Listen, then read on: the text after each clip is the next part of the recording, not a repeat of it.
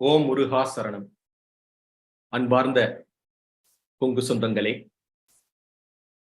திரைகடலோடி திரவியம் தேட பல நாடுகளில் நமது கொங்கு மண்ணில் இருந்து புறப்பட்டு ஒவ்வொரு நாட்டிலும் நமது கேபிஎன் குழுமத்தில் இருக்கும் நமது சொந்தங்கள் எந்த ஒரு நாட்டில், எந்த ஒரு மூலையில், எந்த ஒரு நேரத்தில் இருந்தாலும் இந்த காணொளி தொகுப்பிற்கு நமது வெற்றியாளரை சந்திக்கவும், அந்த வெற்றியாளரின் சிறப்புரையை தெரிந்து கொண்டு தொழிலில் முன்னேற வேண்டும் என்ற ஆவலிலும் ஓடோடி வந்திருக்கும் அனைத்து சொந்தங்களையும் வருக வருக என்று வரவேற்பது உங்களது வழக்கறிஞர் ராஜசேகரன், திருப்பூரிலிருந்து. சொந்தங்களே, நமது கேபிஎன் குழுமம் நடத்தும் 97வது காணொளி தொகுப்பு இது. ஆம் சொந்தங்களே, ஒவ்வொரு காணொளி தொகுப்பிலும் ஒவ்வொரு வித்தியாசமான வாழ்வில் வெற்றி பெற்று சரித்திர சாதனை புரிந்த நமது கொங்கு மண்ணிற்கு பெருமை சேர்க்கும் பல சிறப்புரையாளர்களை அழைத்து வந்து அவர்தம் வெற்றி பாதையையும் அவர்தம் கடந்து வந்த கடின பாதைகளையும் நமது சொந்தங்களின் வாழ்வில் முன்னேறுவதற்காகவும் ஓர் வாய்ப்பை ஏற்படுத்தி கொடுத்து அவர்களின் வாழ்வில் வெற்றி ஒளி ஏற்படுத்த வேண்டும் என்ற உன்னத நோக்கில் நமது கேபிஎன் குழுமம், Kongu business network KBN association Tamil Nadu, சிக்பா மலேசியா, கேபிஎன் ஆஸ்திரேலியா மற்றும் கேபிஎன் USA இணைந்து நடத்திய பல காணொளி தொகுப்பை நமது சொந்தங்கள் பார்த்திருப்பீர்கள். அவ்வாறு இன்றைய காணொளி தொகுப்பு, இந்த 97வது காணொளி தொகுப்பும் ஓர் முக்கியத்துவம் வாய்ந்த ஒரு முக்கியமான விஷயத்தை பரிமாறக்கூடிய ஒரு மிக மிக உன்னதமான ஒரு காணொளி தொகுப்பு என்பதில் எவ்வித ஐயமும் இல்லை.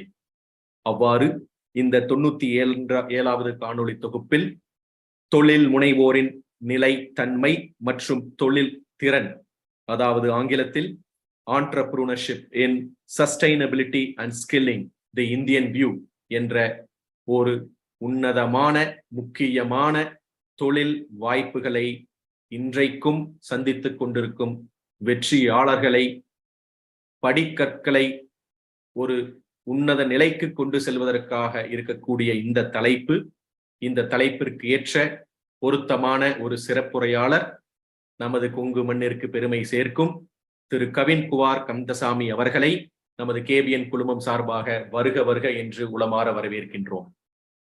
சொந்தங்களே, நமது காணொளி தொகுப்பில் செல்வதற்கு முன்னர் நிறைய சொந்தங்கள் உங்களுடைய பாராட்டுக்களையும் உங்களுடைய தொழில் வெற்றி வாய்ப்புகளுக்கு இந்த கேபிஎன் குழுமத்தின் இந்த காணொளி தொகுப்பு இன்றியமையாததாக இருக்கின்றது என்று பலவாறு எங்களுக்கு மின்னஞ்சல் மூலியமாகவும் வாட்ஸ்அப் குறுஞ்செய்திகள் மூலியமாகவும் எங்களை நீங்கள் தொடர்ந்து ஊக்கப்படுத்தி வருகிறீர்கள்.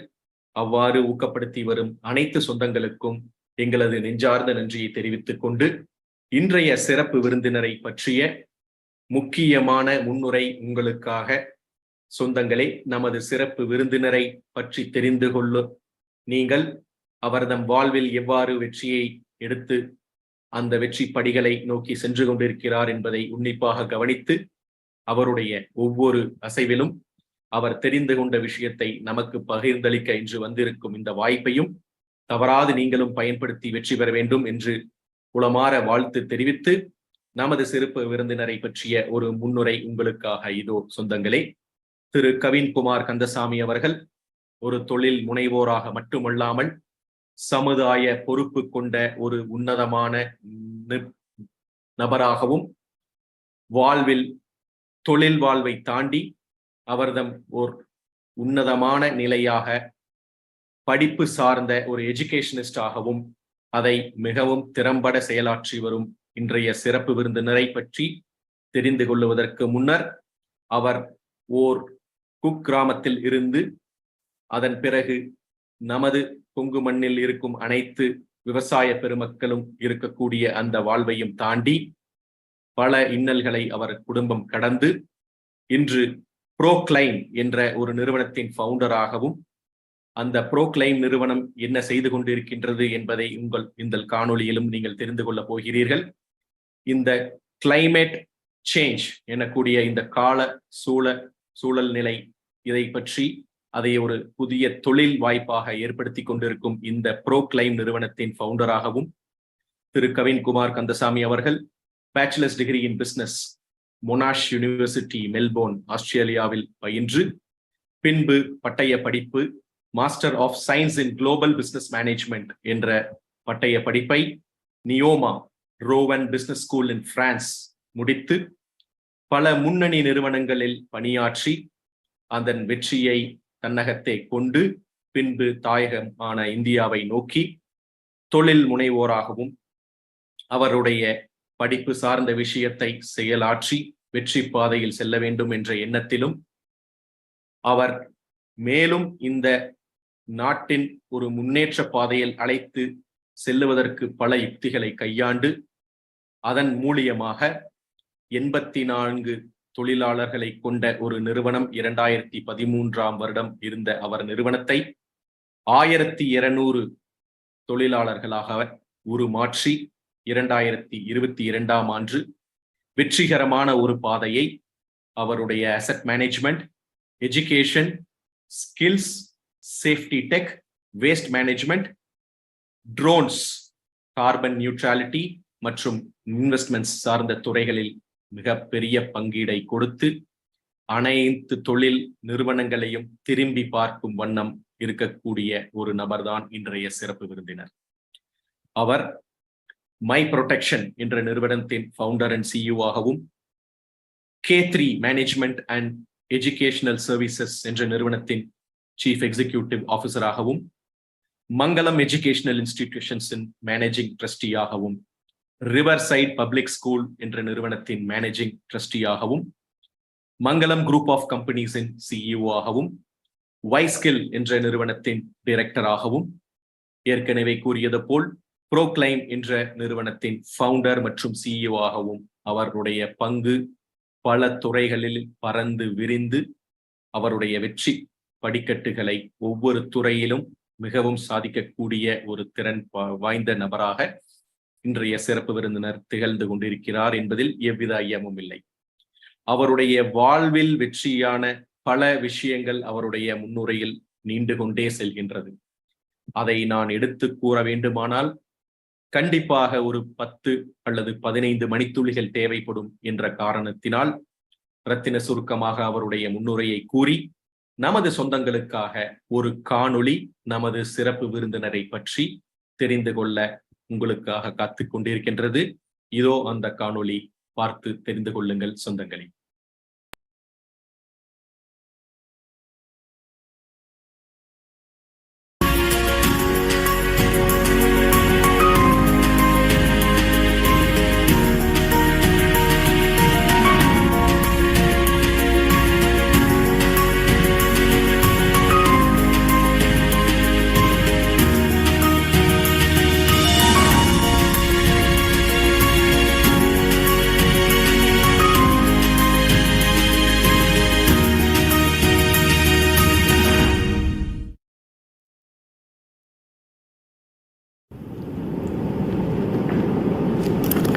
You guys must be wondering if I'm busy writing my next book, but that's not the case. In fact, I was just jotting down the achievements of our next guest, and I must say, it's quite a list. Let me give you a quick introduction. It is indeed an achievement to have made such a significant mark in the education sector at such a young age. It gives me great pleasure to introduce a true evangelist of the Indian education fraternity. Please join me in welcoming Kavin-Kumar Kandasamy, the Managing Director of Mangalam Educational Institutions. Hello, Kavin. Thanks for having me. Thank you so much for coming all the way. Where are you flying in from? Coimbatore. Coimbatore. So is that where you're based? Well, it's a bit of an ironic question because I do about 7,000 kilometers a month on road. Okay. So my hometown is a small town called Andiyur. So I travel a lot between Andiyur, Coimbatore and Kotagiri, which is in the mountains, Ooty. Ooty, yeah. So, no, why I'm asking you that is because I understand you have 7 schools right now, and they're all in different places. Absolutely. Yeah. All of different places geographically and different places in terms of the kind of students that come there, the economic, socio-economic profile of the students that come here.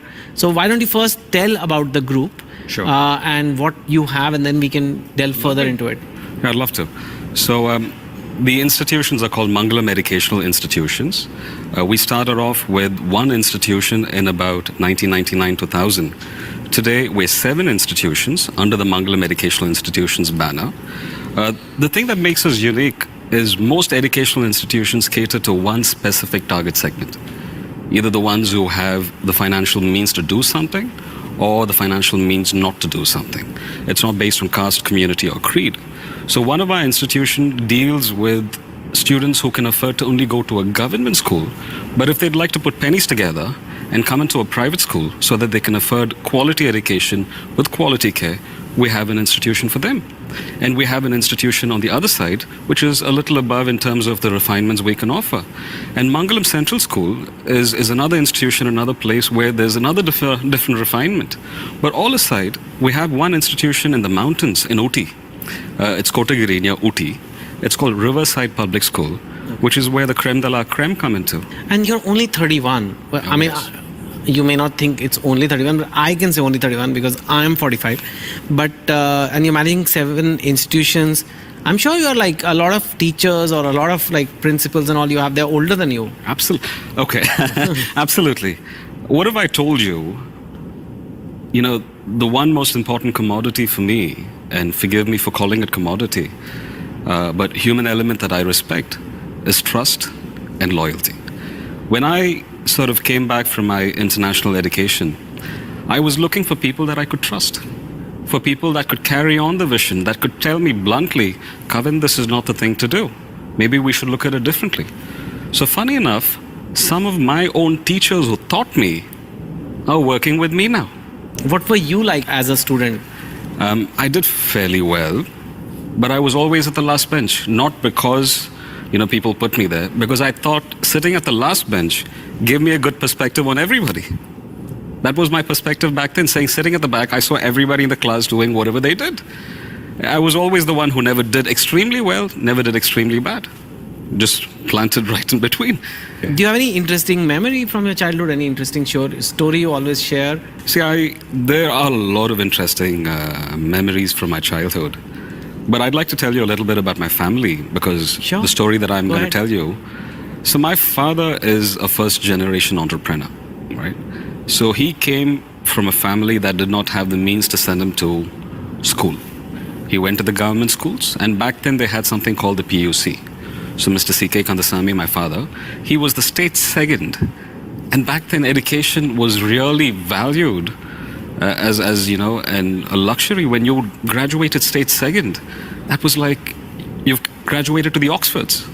But after that, unfortunately, his family means, although he was offered a scholarship, his situation was so tight that he had to go to work to support his family, because just going to further on with his education was not going to help his family live that day.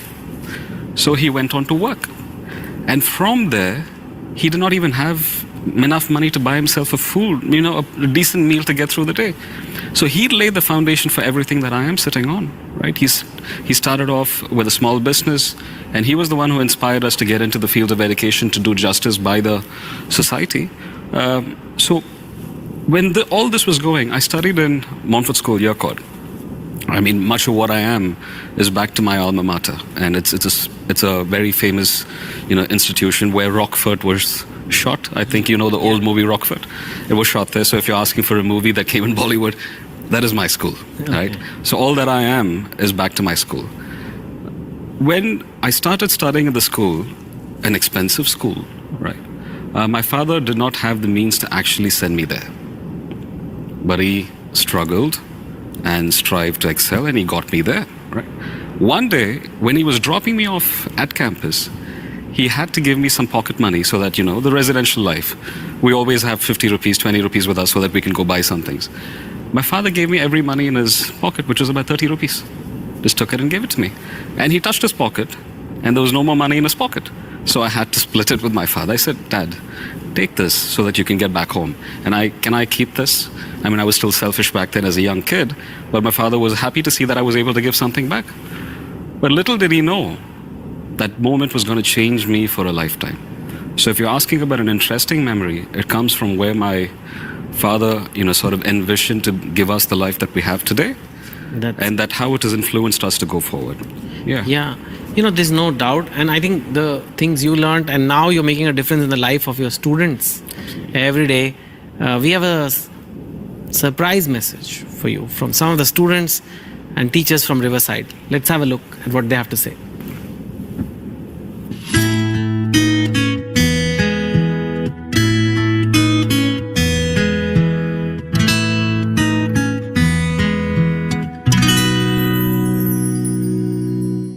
One of the most amazing changes that this young lad brought in through the new age learning is, sir, he said one day to me and to the principal also, sir, let's stop teaching, sir. He said, let's enable children to learn. I'm a science student and I like finding solutions to real world crises. And RiverX exhibition, which was conceived by our managing director, is a big platform which helps me to make my learning into actions.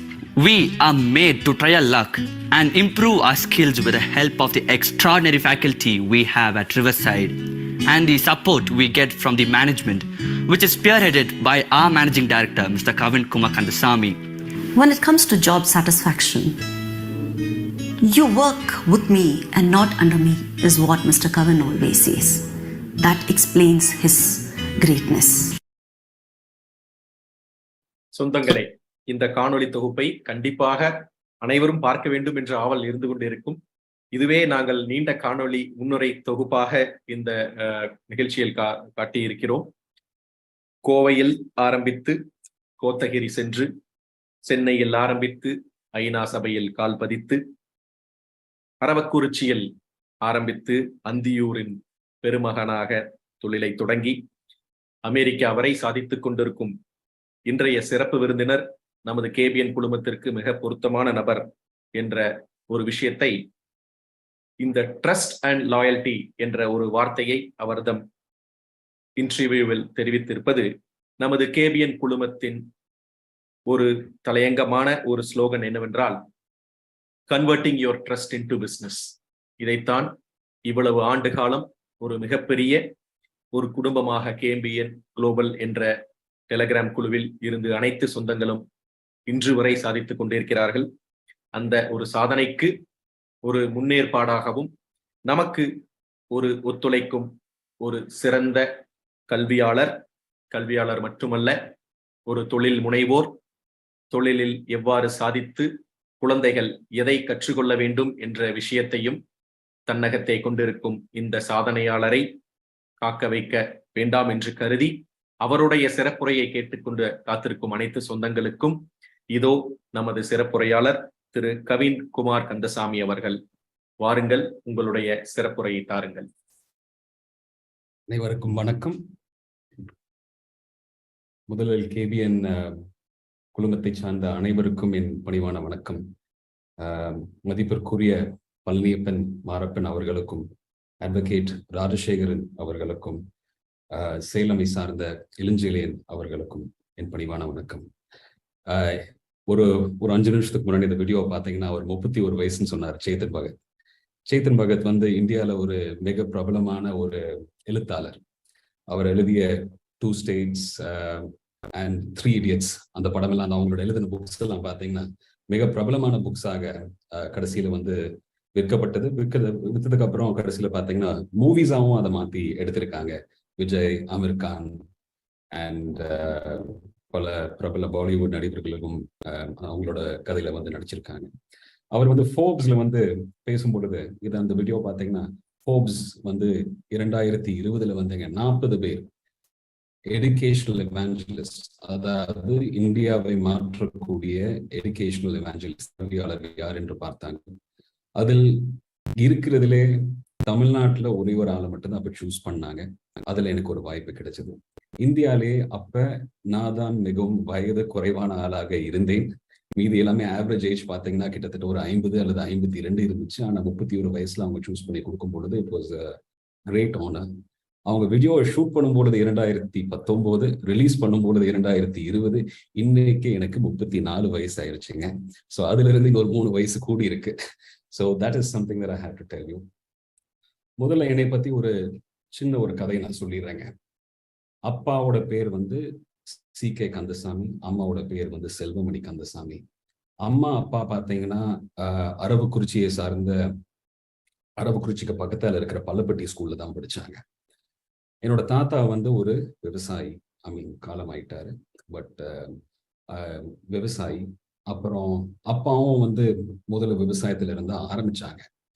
அந்த இன்டர்வியூல நான் இங்கிலீஷ்ல சொன்ன மாதிரி அது ஒரு மொழியாக்கம் செஞ்சிடறேன், because நிறைய பேருக்கு அது வந்து புரிஞ்சுதா எனக்கு தெரியல, but I'd like to translate it. அப்பா வந்து ஸ்டேட் செகண்டுங்க பியூசியில. அந்த காலத்துல ஸ்டேட் செகண்ட், பியூசியில ஸ்டேட் செகண்டா இருக்கிறது ஒரு மிக மிக மிக பெரிய ஒரு சாதனையாக இருந்துச்சு. ஆனா குடும்ப சூழ்நிலைகள்னால அவர் வந்து ஸ்டேட் செகண்ட் எடுத்தும் அவர் வந்து வேலைக்கு போக வேண்டிய ஒரு சூழ்நிலைக்கு தள்ளப்பட்டார். ஆனா வேலைக்கு போகணுங்கிற ஒரு சூழ்நிலைக்கு தள்ளப்பட்டனால மட்டும் போகல, வேலைக்கு போகணும்னு ஒரு விருப்பத்தோட போனாருங்க. அன்னைக்கே தாத்தா அவரால் முடிஞ்ச ஒரு ஃபைனான்சியல் உதவி வந்து அவர் செஞ்சாருங்க. வெளியில போய் அவருக்கு வந்து இன்னைக்கு சாப்பாடு கிடைக்குமான்னு கூட தெரியாத ஒரு சூழ்நிலையில கஷ்டப்பட்டு உழைச்சு அந்தியூருக்கு போய், நாங்க பொழைக்க போன ஊர் அந்தியூர், நாங்க பொழைக்க போன ஊருன்னு சொல்றது அவர் பொழைக்க போன ஊர் அந்தியூர். நான் பிறந்த ஊர் வந்து அந்தியூர். அண்ட் அந்தியூர்ல வந்து ஒரு சின்ன குடுக்கல் வாங்கல் தொழில இருந்து கடைசியில் ஒரு துணிக்கடை, துணிக்கடையில இருந்து ஒரு பாத்திரக்கடையில இருந்து ஒரு நகைக்கடை, அதுக்கப்புறம் ஒரு ஃபைனான்ஸ்க்கு அப்புறம் ஒரு பாக்கு நிறுவனம், மங்களம் பாக்குன்னு சொல்லி படிப்படியாக அவரோட சொந்த முயற்சியால் அவரால் முடிந்த ஒரு அடித்தளத்தை அவருக்கே அவர் போட்டுக்கிட்டாரு, எங்களுக்கும் போட்டு கொடுத்தாரு. ஸோ நான் இன்றைக்கு ஏதாவது ஒரு பேசக்கூடிய சூழ்நிலையில் இருக்கிறதுக்கான மிக மிக மிக மிக முக்கியமான ஒரு அங்கம் அவங்களை சார்ந்தது. ஸோ அம்மா is also a business woman. அப்பாவுக்கு ஈடு கொடுத்து ஒர்க் பண்ணாங்க. இன்னைக்கு எங்களை கேட்டீங்கன்னா பிஸ்னஸ் ரன் பண்றது நாங்க இல்லை, எங்க அம்மா தான் இன்னும் இந்த ஸ்டேஜ்லயும். So it is not my father that runs the show or I run the show. என்னோட அம்மா தான் ஒரு ஒரு ஆணி வேராக இருந்து எல்லாத்துக்கும், குடும்பமும் சரி தொழிலும் சரி, ஒரு ஒரு அயர்ன் லேடியாக இருந்து இதை வந்து சிறப்பாக நடத்தி கொண்டிருக்கிறது அவங்க தான். ஸோ இந்த வீடியோல வந்து அவங்க என்னைக்குமே என்னை பத்தி சொல்லும் பொழுது I always say it's not about me. அவங்க போட்ட அடித்தளத்திலிருந்து மேல வருது இன்னும் சுலபம். ஆனா அந்த முதற்படி எடுக்கிறதுக்கு எத்தனை பேர், கந்தசாமி இது உனக்கு தேவையாப்பா அப்படியெல்லாம் கேட்ட நம்மளோட மக்களும் இருக்கிறாங்க.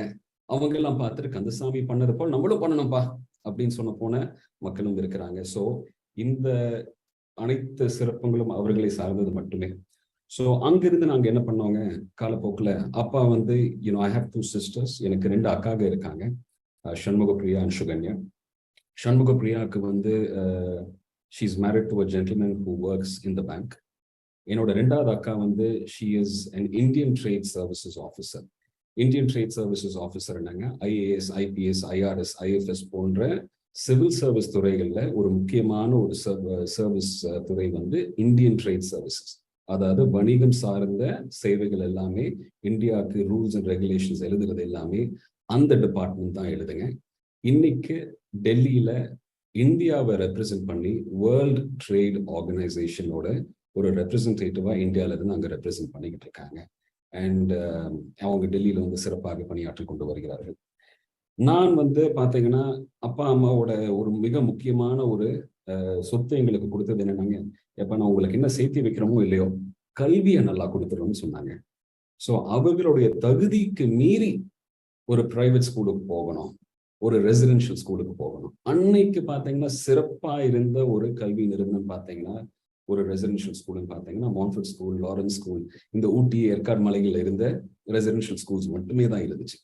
ஸோ அன்னைக்கு வந்து எப்படியும் கஷ்டத்தையும் தாண்டி அவர்களை நல்ல ஒரு பள்ளிக்கூடத்துக்கு அனுப்பிச்சுடணும்னு சொல்லி என்னை வந்து ஒரு ரெசிடென்ஷியல் ஸ்கூலுக்கு அனுப்பிச்சாங்க. 10 வருஷம் நான் ரெசிடென்ஷியல் ஸ்கூல்ல தான் வளர்ந்தேன். ஆனா அன்னைக்கும் நம்மளோட பிணைப்புகள் எதுவும் நான் மறக்கவில்லை. என்னோட வளர்ப்பு வந்து அப்படிதான் இருந்துச்சு. நிறைய பேர் கேட்டாங்க அம்மா அப்பா கிட்ட, ஏப்பா நீ அங்க போய் மலையில எல்லாம் விடுறியப்பா, காலப்போக்கில் வந்து சொல்ற பேச்ச கேட்காம வேற எங்கேயாவது போயிடுவாங்க அப்படிலாம் சொல்லியிருக்காங்க. எதை சொன்னாலும் பரவாயில்லை. அவங்க வந்து அவங்களோட மனசுல அவங்களுக்கு ஒரு இப்படிதான் என் பையனை வளர்த்தணும்னு ஒரு தெளிவு இருந்துச்சு. அண்ட் அந்த தெளிவோட they help me study at Montfort school Yercaud. இன்றைக்கு நான் ஒரு மிக பெருமையான ஒரு விஷயம் நான் என்னன்னு சொன்னாங்க, அந்த ஸ்கூல்ல தான் முன்னாள் national security advisor mister Menon படிச்சாங்க, இந்தியன் ஆர்மியோட ஜெனரல்ஸ் படிச்சாங்க, இப்பொழுதைய காங்கிரஸ்ல வந்து ஒரு மிக முக்கியமான ஒரு பாலிட்டிஷியனாக இருக்கும் சசி தரூர் படிச்சாரு, அன்புமணி ராமதாஸ், விக்ரம், அந்த ஒரு லிஸ்ட்ல பார்த்தீங்கன்னா நம்ம பேரும் வர்றது ஒரு மிக பெருமையான ஒரு விஷயம். ஆனா அதே நேரத்துல அந்த ஸ்கூலோட அலுமினை, அந்த ஸ்கூலோட 110 வருஷ சரித்திரத்தில் மிக வயது குறைவான ஒரு செக்ரட்டரியாக நான் இருக்கிறேன். இப்ப கடந்த 5 வருஷமா இந்த செக்ரட்டரி, 3 வருஷமா இந்த secretary of the Montfort alumni association. அது மூலமா பல தொடர்புகள் எங்களுக்கு நான் வளர்த்தி கொண்டேன். அது மூலமா பல பிரதிநிதிகளோட நான் தொடர்புல இருக்கிறேன். So Montfort school has played a very important role in my life. அதற்கப்புறம் பார்த்தீங்கன்னா 12th முடிச்சுட்டு நிறைய பேர் அடுத்த காலேஜ்க்கு இமீடியட்டா போகணும்னு சொல்லி பார்ப்பாங்க. நான் போய் ஏன் படிக்கணும், படிச்சாலும் வேலைக்கு தானே வர போறோம், அது பேசாம போய் வேலையா போய் கத்துக்கலாமே அப்படின்னு ஒரு உணர்வு எனக்கு இருந்துச்சுங்க. ஸோ அந்த ஒரு வருஷம் ஸ்கூல் முடிச்சதுக்கு அப்புறம் அம்மா அப்பாவோட தொழில்ல அன்னைக்கு என்ன இருந்துச்சோ, கடையிலையோ இல்லது டெய்லி போய் ஏதாவது பொருளை தூக்கி போட்டு கொடுத்து நாங்களும் மூட்டையில சுமந்திருக்கோம், போய் மார்க்கெட்ல வாங்கியிருக்கோம், எல்லாம் பண்ணியிருக்கோம். அந்த மாதிரி அனுபவங்கள் எல்லாமே has help me even shape my business today. அந்த மாதிரி அனுபவங்கள் எல்லாமே ஒரு வருஷம் அந்த சீசன் பார்த்தீங்கன்னா 2005-06 இட் வாஸ் வெரி அன்ஃபார்ச்சுனேட். எங்களோட பிஸ்னஸ் எல்லாமே ஒரு டெட் கிரைசிஸ்ல இருந்துச்சு. ஏன்னா சில டிசிஷன்ஸ் நாங்கள் எடுத்ததுனால, மார்க்கெட் மாற்றங்கள் இருந்தனால, அந்த மார்க்கெட் மாற்றங்கள்னால நாங்கள் எங்களோட பிஸ்னஸ் எல்லாம் பார்த்தீங்கன்னா கடனுக்கு தள்ளப்பட்டுச்சு. அந்த கடனுக்கு தள்ளப்பட்ட நேரத்திலேயே அம்மா அப்பா என்ன சொன்னாங்க, எப்படியோ கடன் வாங்கி இன்னொரு மேற்படிப்புக்கு நீ போப்பா. அவங்களோட ஒரே லட்சியம், குறிக்கோள் என்னவா இருந்தாலும் உனக்கு சிறப்பான ஒரு கல்வி அமைய வேண்டும், அதுவே உனக்கு வாழ்நாள் முழுவதும் உனக்காக உன் கூட வரும். அந்த கல்வி கிடைக்கிறதுக்காக அப்ப நான் சொன்ன ஒரு வருஷம் நான் இங்கிருந்து கத்துக்கிறேன், நம்ம என்ன பண்ணிக்கிட்டு இருக்கோம், எப்படி பண்ணிக்கிட்டு இருக்கோம், அதுல நான் ஏதாவது மாற்றங்கள் செய்ய முடியுமா, அல்லது ஏதாவது என்னால் முடிந்த சில சிறப்பு அம்சங்களை கொண்டு வர முடியுமா அப்படின்னு சொல்லி பார்த்தேன். ஒரு வருஷம் நாங்கள் பண்ணதுக்கு அப்புறம் 2006-07 நான் ஸ்காலர்ஷிப் பெற்று மொனாஷ் யூனிவர்சிட்டி ஆஸ்திரேலியாவுக்கு நான் போனேங்க படிக்க. அங்க bachelors of business management and marketing நான் படிச்சேங்க. மொனாஷ் யூனிவர்சிட்டி பார்த்தீங்கன்னா உலகத்திலேயே அந்த காலத்துல வந்து 36வது இடத்தில் இருந்தது. நம்மளுடைய தமிழ்நாட்டில் நம்ம பெருமையா பார்க்கக்கூடிய அண்ணா பல்கலைக்கழகம் வந்து 1000 கூட வரவில்லை உலக பட்டியலில். ஆனால் மொனாஷ் யூனிவர்சிட்டி உலக பட்டியல் 36வது இடத்தில் இருந்தது. அப்ப நான் அங்க படிக்க போனேங்க. அங்க போய் சில தொடர்புகளை நான் வளர்த்து கொண்டேன், என்னோட அறிவுத்திறன்களை நான் வளர்த்து கொண்டேன். அப்புறம் அங்க 2010ஆம் ஆண்டு ஐ ஜாயின்ட் ஜாப். அங்க நான் ஒரு வருஷம் ஒர்க் பண்ணேங்க. ஒர்க் பண்ணிட்டு அதுக்கப்புறம் நான் இந்தியா திரும்பி வந்தேன். இந்தியா திரும்பி வந்து அப்பயும் நான் தொழில வந்து என்னென்ன நம்மளால ஏதாவது மாற்றங்கள் செய்ய முடிந்தது, என்னால் முடிந்த மாற்றங்களை செய்து கொடுத்ததுக்கு அப்புறம் 2010-11 I was in India. அந்தியூர்ல இருந்தேன். அந்தியூரை பேச வச்சு ஐ ஒர்க் ஓவர் தேர். 2012 பார்த்தீங்கன்னா I left the country again to do my masters வந்து ருவாங் பிசினஸ் ஸ்கூல், அதாவது இன்னைக்கு வந்து நியோமாங்கிற பேரை மாற்றி வச்சிருக்காங்க. பட் ருவாங் பிசினஸ் ஸ்கூல் வந்து உலகத்திலேயே 16வது இடத்துல வந்து அந்த ஒரு கோர்ஸுக்கு ஒரு மிக பிரபலமான ஒரு கல்வி நிறுவனம். அங்க வந்து I got the opportunity to study. So அங்க நான் போய் 2012-13 அங்க படித்துட்டு அந்த 13வது வருஷம் ஸ்டார்டிங்ல இருந்து 13வது வருஷம் கடைசி வரைக்கும் ஐ ஒர்க். அப்போ பார்த்தீங்கன்னா ஒரு நேரத்தில் நான் ஜாப் அப்ளை பண்ணும்பொழுது எனக்கு பிரெஞ்சு ஒன்றும் பெருசாக பேச வராது. ஸோ பிரான்ஸ்ல போய் பிரெஞ்சு பேசுறான்னு நீங்க பொழப்பு நடத்த முடியாது. ஸோ இங்க நான் அப்ளிகேஷன் போட்டனோ கடைசி வரைக்கும் வந்துடும். ஆனால் கடைசியில பார்த்தா உங்களுக்கு வேலை வாய்ப்பு கிடைக்காது. நீங்க பிரெஞ்சு பேசுங்க. இப்போ நீங்க முதலே கேட்டிருக்கலாமே, நான் பிரெஞ்சு பேசுறேன்னு உங்களுக்கு தெளிவா என்னோட அப்ளிகேஷன்ல போட்டிருக்கேன், வருத்தப்பட்டிருக்கேன். ஆனா இன்னும் ஒரு வாரம் எனக்கு வேலை வாய்ப்பு கிடைக்காம தள்ளி போயிருந்துச்சுன்னா பொட்டி முடியெல்லாம் தூக்கிட்டு I would come back to India. சரி, அது ஒரு தோல்வியா பார்த்திருப்பேன். But it was still an அனுபவம். கடைசியில பாத்தீங்கன்னா ஐபிஎம் பெல்ஜியம்ல இருந்து வேலை வாய்ப்பு கொடுத்தாங்க. அதே வாரத்துல வந்து அமெடியஸ்ங்கிற ஒரு பெரிய கம்பெனி பிரான்ஸ்ல, ஏதாவது தெற்குல இருக்கிற ஒரு நீஸ்ங்கிற ஒரு மிக அற்புதமான சிட்டியில எனக்கு வேலை வாய்ப்பு கொடுத்தாங்க. இன்றைக்கு நம்ம பெருமையாக பேசக்கூடிய அந்த ஏர்பஸ், போயிங் அண்ட் ஏர்பஸ், அந்த நிறுவனம் கூப்பிட்டு வேலை வாய்ப்பு கொடுத்தாங்க. 200 அப்ளிகேஷன் போட்ட இடத்துல 7 அப்ளிகேஷன் எனக்கு ஜாப் ஆப்பர்ச்சுனிட்டி. கடைசி ஒரு வாரத்துல இதெல்லாம் முடிஞ்சிருச்சு, இனிமேல் நம்மளுக்கு வேலை வாய்ப்பு கிடைக்காதுன்னு சொல்லக்கூடிய நேரத்துல நான் அதை டிசைட் பண்ணக்கூடியது 7 வேலை வாய்ப்புகள் கிடைச்சதுங்க. அதுல ஐ சோஸ் ஒன். மறுபடியும் அங்கே ஒரு வருஷம் இருந்து ஒர்க் பண்ணேன். அந்த 2013 அந்த ஸ்மால் ஸ்டென்ட்ல ஐன சபையோட சில வேலை வாய்ப்புகள் எனக்கு கிடைச்சது. அங்கேயும் நான் போய் ஒரு இன்டர்ன்ஷிப் பண்ணி ஒர்க் பண்ணேன். பண்ணிட்டு சரி இதுக்கு மேல நம்ம இங்கிருந்து நம்மளோட கல்விக்கும் நம்மளோட லட்சியத்துக்கும் நம்மளோட எண்ணங்களுக்கும் இது ஊரல்ல, இந்தியாவுக்கு திரும்பி போகணும். இந்தியாவில தான் நம்ம இது நிச்சயமா இந்த லட்சியத்தை நம்ம தொடர்ந்து செல்ல வேண்டும் என்ற ஒரு தீவிர நோக்கத்தோடு நான் திரும்பி வந்தேங்க. அதுக்கு வர்றதுக்கு முன்னாடி 3 மாசம் வேலையை விட்டுட்டு ஐரோப்பிய நாடுகள் எல்லாத்துக்கும் நான் ஒரு சுற்றுப்பயணம் போனேன். போய் தொடர்புகளை வளர்த்துறதுக்காகவே முன்ன பின்ன தெரியாத இடங்கள்ல கூட போய் வாய்ப்பு தேடி போய் உட்காந்து பேசி I developed a lot of relationships. அந்த ரிலேஷன்ஷிப்ஸ் எல்லாமே இன்னைக்கு எனக்கு பிசினஸ்ல ஒரு மிக மிக மிகப்பெரிய ஒரு அடித்தளமாக இருக்கிறது. ஸோ 2013 கடைசியில நான் இந்தியா வந்தேங்க. அன்னைக்கு இப்ப அட்வொகேட் ராஜசேகர் அவர் சொன்ன மாதிரி 84 team members they were working with us. சில சின்ன சின்ன கடைகளையும் சரி, எங்களோட கல்வி நிறுவனத்திலையும் சரி. அன்னைக்கு வெறும் 700 பேர் படிச்சுட்டு இருந்தாங்க. 84 டீம் மெம்பர்ஸ் எங்களுக்கு இருந்தாங்க. அந்த 84 காலப்போக்கில் 2014 ஒரு இன்ஸ்டிடியூஷன் 2ஆக மாறுச்சு, 2 4ஆக மாறுச்சு, 4 7ஆக மாறுச்சு. அப்புறம் ரிவர்சைட் பப்ளிக் ஸ்கூல்ல 2015 வந்துங்க. After growing at I thought சரி நம்மனால அந்த மாதிரி ஒரு ஸ்கூல்ல கட்டக்கூடிய வாய்ப்பு இப்பொழுதுக்கு நேர்முகமாக இல்லை. ஸோ ரிவர்சைட் பப்ளிக் ஸ்கூல் கோட்டகிரியை நான் ஒரு அக்வயர் பண்ணேன். we bought them out. Okay, it was an acquisition. இந்த ஆக்விசிஷனும் பார்த்தீங்கன்னா கல்வி நிறுவனங்கள் பெருசாக இந்த மாதிரி மர்ஜர்ஸ் அண்ட் ஆக்விசிஷனுங்கிற ஒரு கான்செப்டே இல்லை. அதாவது ஒரு நிறுவனம் இன்னொரு நிறுவனத்தை முழுதாக அவர்களுடன் இணைத்துக் கொள்வது கல்வி நிறுவனத்தில் ஒரு கான்செப்டாக இல்லை. ஆனா அப்ப அதையும் மீறி புதுசாக சில NCLT, அப்ப நேஷனல் கம்பெனி லா ட்ரிபியூனல், இந்த ஆக்விசிஷனுக்கு அப்பதான் புதுசா வராங்க. அந்த NCLT-ல முதலாக கல்வி நிறுவனம் அக்வயர் பண்ண கேஸ் அல்லது ஒரு லீகல் பிரசிடென்ட் கொடுத்தது நம்ம நிறுவனம் தான். ஸோ ரொம்ப ஸ்மார்ட்டா we had to play something. ஏன்னா ட்ரஸ்ட் இன்னொரு ட்ரஸ்ட்டை டேக் ஓவர் பண்றதுக்கு நிறைய காம்ப்ளிகேஷன்ஸ் இருந்துச்சு, லேண்டை டேக் ஓவர் பண்றதுக்கு நிறைய காம்ப்ளிகேஷன்ஸ் இருந்துச்சு. ஆனா அப்பயும் இதெல்லாம் எங்க எனக்கு இந்த ஒரு ஒரு தெளிவோ ஒரு துணிவோ இருந்ததுக்கான காரணம் இழப்பதற்கு ஒன்றும் இல்லை என்ற ஒரு மனநிலை மட்டுமே தான். சரிங்க. ஸோ we always said சரி let's go out, let's do this, பார்க்கலாம்.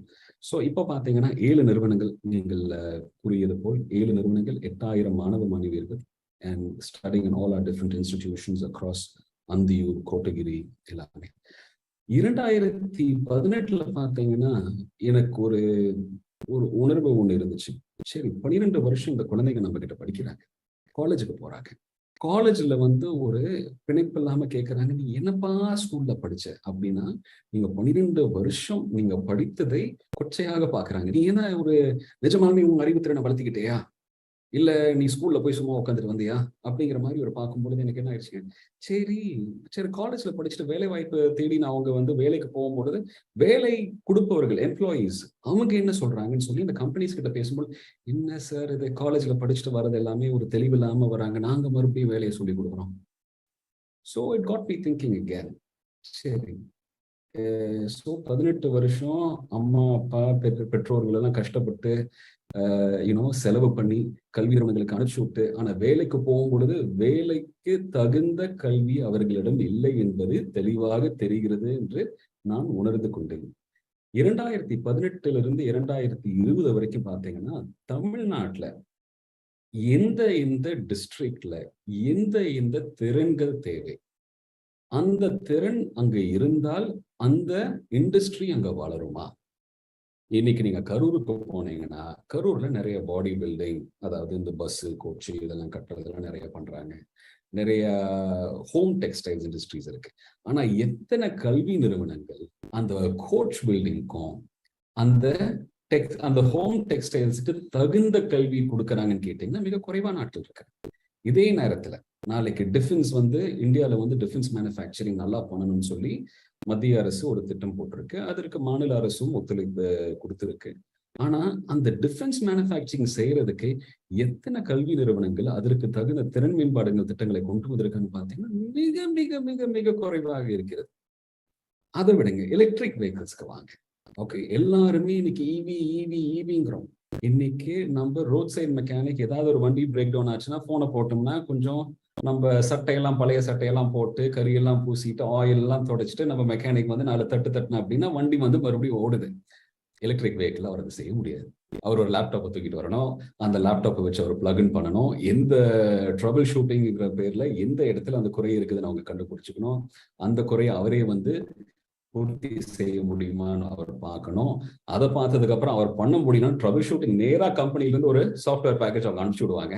அந்த சாஃப்ட்வேர் பேக்கேஜை மட்டும் தான் இது வந்து ஒரு சாதாரண மெக்கானிக் பண்ண முடியாது. ஆனா எத்தனை பேர் எலக்ட்ரிக் வெஹிக்கிள் வந்து வாங்குறதுக்கு தயாரா இருக்கிறது சூழ்நிலைக்கு வந்தாலும் ஏதாவது பிரேக் டவுன் ஆச்சுன்னா அதற்குண்டான ஈகோ சிஸ்டம், அதாவது அதற்குண்டான support mechanism, electricity charging points ஆகட்டும், ரிப்பேர் அண்ட் மெயின்டெனன்ஸ் ஆகட்டும், இல்ல ஒருவேளை தவிர்க்க முடியாம சரிங்களா தீ ஏதாவது பிடிச்சிருச்சுன்னா அதை எப்படி அணைக்கிறது?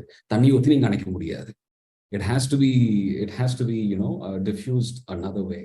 ஸோ இந்த மாதிரி இதுகள் எல்லாமே நாலேஜே இல்லையே நம்ம ஆட்கள் கிட்ட. ஆனால் எலக்ட்ரிக் வெஹிக்கிள் விற்க ஆரம்பிச்சிட்டாங்களே, எலக்ட்ரிக் வெஹிக்கிள் உற்பத்தி பண்ண ஆரம்பிச்சிட்டாங்களே, எலக்ட்ரிக் வெஹிக்கிளுக்கு திட்டம் போட ஆரம்பிச்சிட்டாங்களே. ஆனால் இந்த திறன் மேம்பாடுகள் எல்லாமே எதுவுமே நம்ம தமிழ்நாட்டிலேயே இல்லையே, இந்தியாவில இல்லையேன்னு சொல்லி ரியலைஸ் பண்ணதுக்கு அப்புறம் வேர்ல்ட் இன்டெண்டட் ஸ்கில் WI ஸ்கில்னு ஒரு நிறுவனத்தை நாங்கள் தொடங்கினோம்.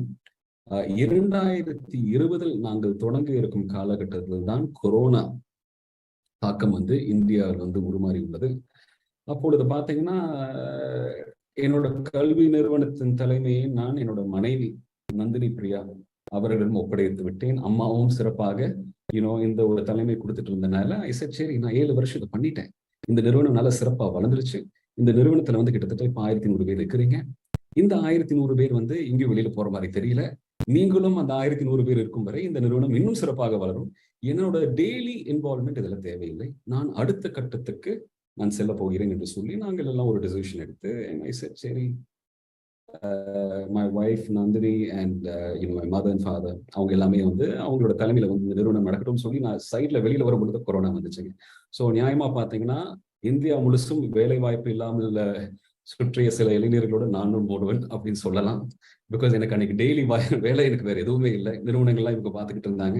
ஸோ அப்போ வந்து YSkillம் நான் லான்ச் பண்ண முடியல. ஏன்னா கொரோனா காலத்துல வந்து நீங்க சென்டர் ஓபன் பண்ணியிருந்தீங்கன்னா வாழ்வாதாரத்துக்கே நிறைய பேர் வந்து யோசிக்கும் காலகட்டத்தில் ஒரு புதுசா ஒரு தொழில் வந்துச்சு, புதுசா ஒரு வாய்ப்பு வந்துச்சு, அப்படி சிந்திக்கக்கூடிய மனநிலை மக்களுக்கு இல்லை. ஸோ அப்ப வந்து நான் என்னுடைய ஒரு பார்ட்னர் ராஜா பழனிசுவாமி அவருடன் சேர்ந்து நான் மாஸ்க் மற்றும் சில கொரோனா சார்ந்த சில கருவிகளை நாங்கள் புதுசாக உருவாக்கணும். ஆனா அந்த புதுசா உருவாக்கும் பொழுது நான் சொன்னேங்க, கொரோனா வந்து ஒரு 5 வருஷம் நம்மளோட வாழ்வாதாரத்தில் இருக்க போகுதுன்னு சொல்லும் பொழுது யாரும் அப்ப நம்பவில்லை. சரிங்களா? 6 மாசம் கழிச்சு கொரோனா இருக்கிறத பார்த்துட்டு மக்கள் எல்லாருமே இந்த டிவைசஸ் நாங்க உற்பத்தி பண்ண எல்லா டிவைசஸ் கோயம்புத்தூர்ல தான் இது எல்லாமே தயாரிச்சோம், எல்லாம் பண்ணோம். காலநிலை மாற்றத்துக்கும் கொரோனாக்கும் ஒரு சம்பந்தம் இருக்குதுன்னு சொல்லி நாங்க ப்ரூவ் பண்ணோம். அப்பயும் அதை கேட்கக்கூடிய மனநிலையில் யாரும் இல்லை. And later on they realized காலநிலை மாற்றத்துக்கும் மனிதர்களோட வாழ்வாதாரத்துக்கும் நேரடி சம்பந்தம் இருக்கிறது என்று உணர்வதற்கு இன்றும் 2 வருஷம் ஆச்சு. ஸோ அந்த திசையில நாங்க நோக்கி போக போக போக போக போக இந்தியாவில இருந்துங்க சிறப்பாக பணியாற்றக்கூடிய ஸ்டார்ட் அப்பில் 4 ஸ்டார்ட் அப்பை சூஸ் பண்ணாங்க. வேர்ல்ட் எக்கனாமிக் ஃபோரம், உலகத்திலேயே மிக முக்கியமான ஒரு எக்கனாமிக் ஃபோரம், அதாவது உலகம் எந்த திசையில் நோக்கி செல்ல வேண்டும், எந்த திசையில் இண்டஸ்ட்ரீஸ் எல்லாம் வளர வேண்டும், என்ன மாதிரி ரூல்ஸ் அண்ட் ரெகுலேஷன்ஸ் நம்ம கொடுக்க வேண்டும், எல்லா உலக தலைவர்களையும் கூடுவது ஜெனீவா சுவிட்சர்லாந்துல வருஷத்துல ஒரு தடவை கூடுவாங்க. அங்க வந்து மை ப்ரொடெக்ஷனுங்கிற நம்ம நிறுவனம், கோயம்புத்தூரை சார்ந்த ஒரு நிறுவனம், இந்தியாவை ரெப்ரசன்ட் பண்ணி போகக்கூடிய வாய்ப்பு எங்களுக்கு கிடைச்சது. அது எங்களுக்கு கிடைத்த ஒரு மிக மிக மிகப்பெரிய அங்கீகாரம். கிட்டத்தட்ட ஒரு 120 நியூஸ் அவுட்லெட்ஸ்ல நாங்க வந்திருப்போம்.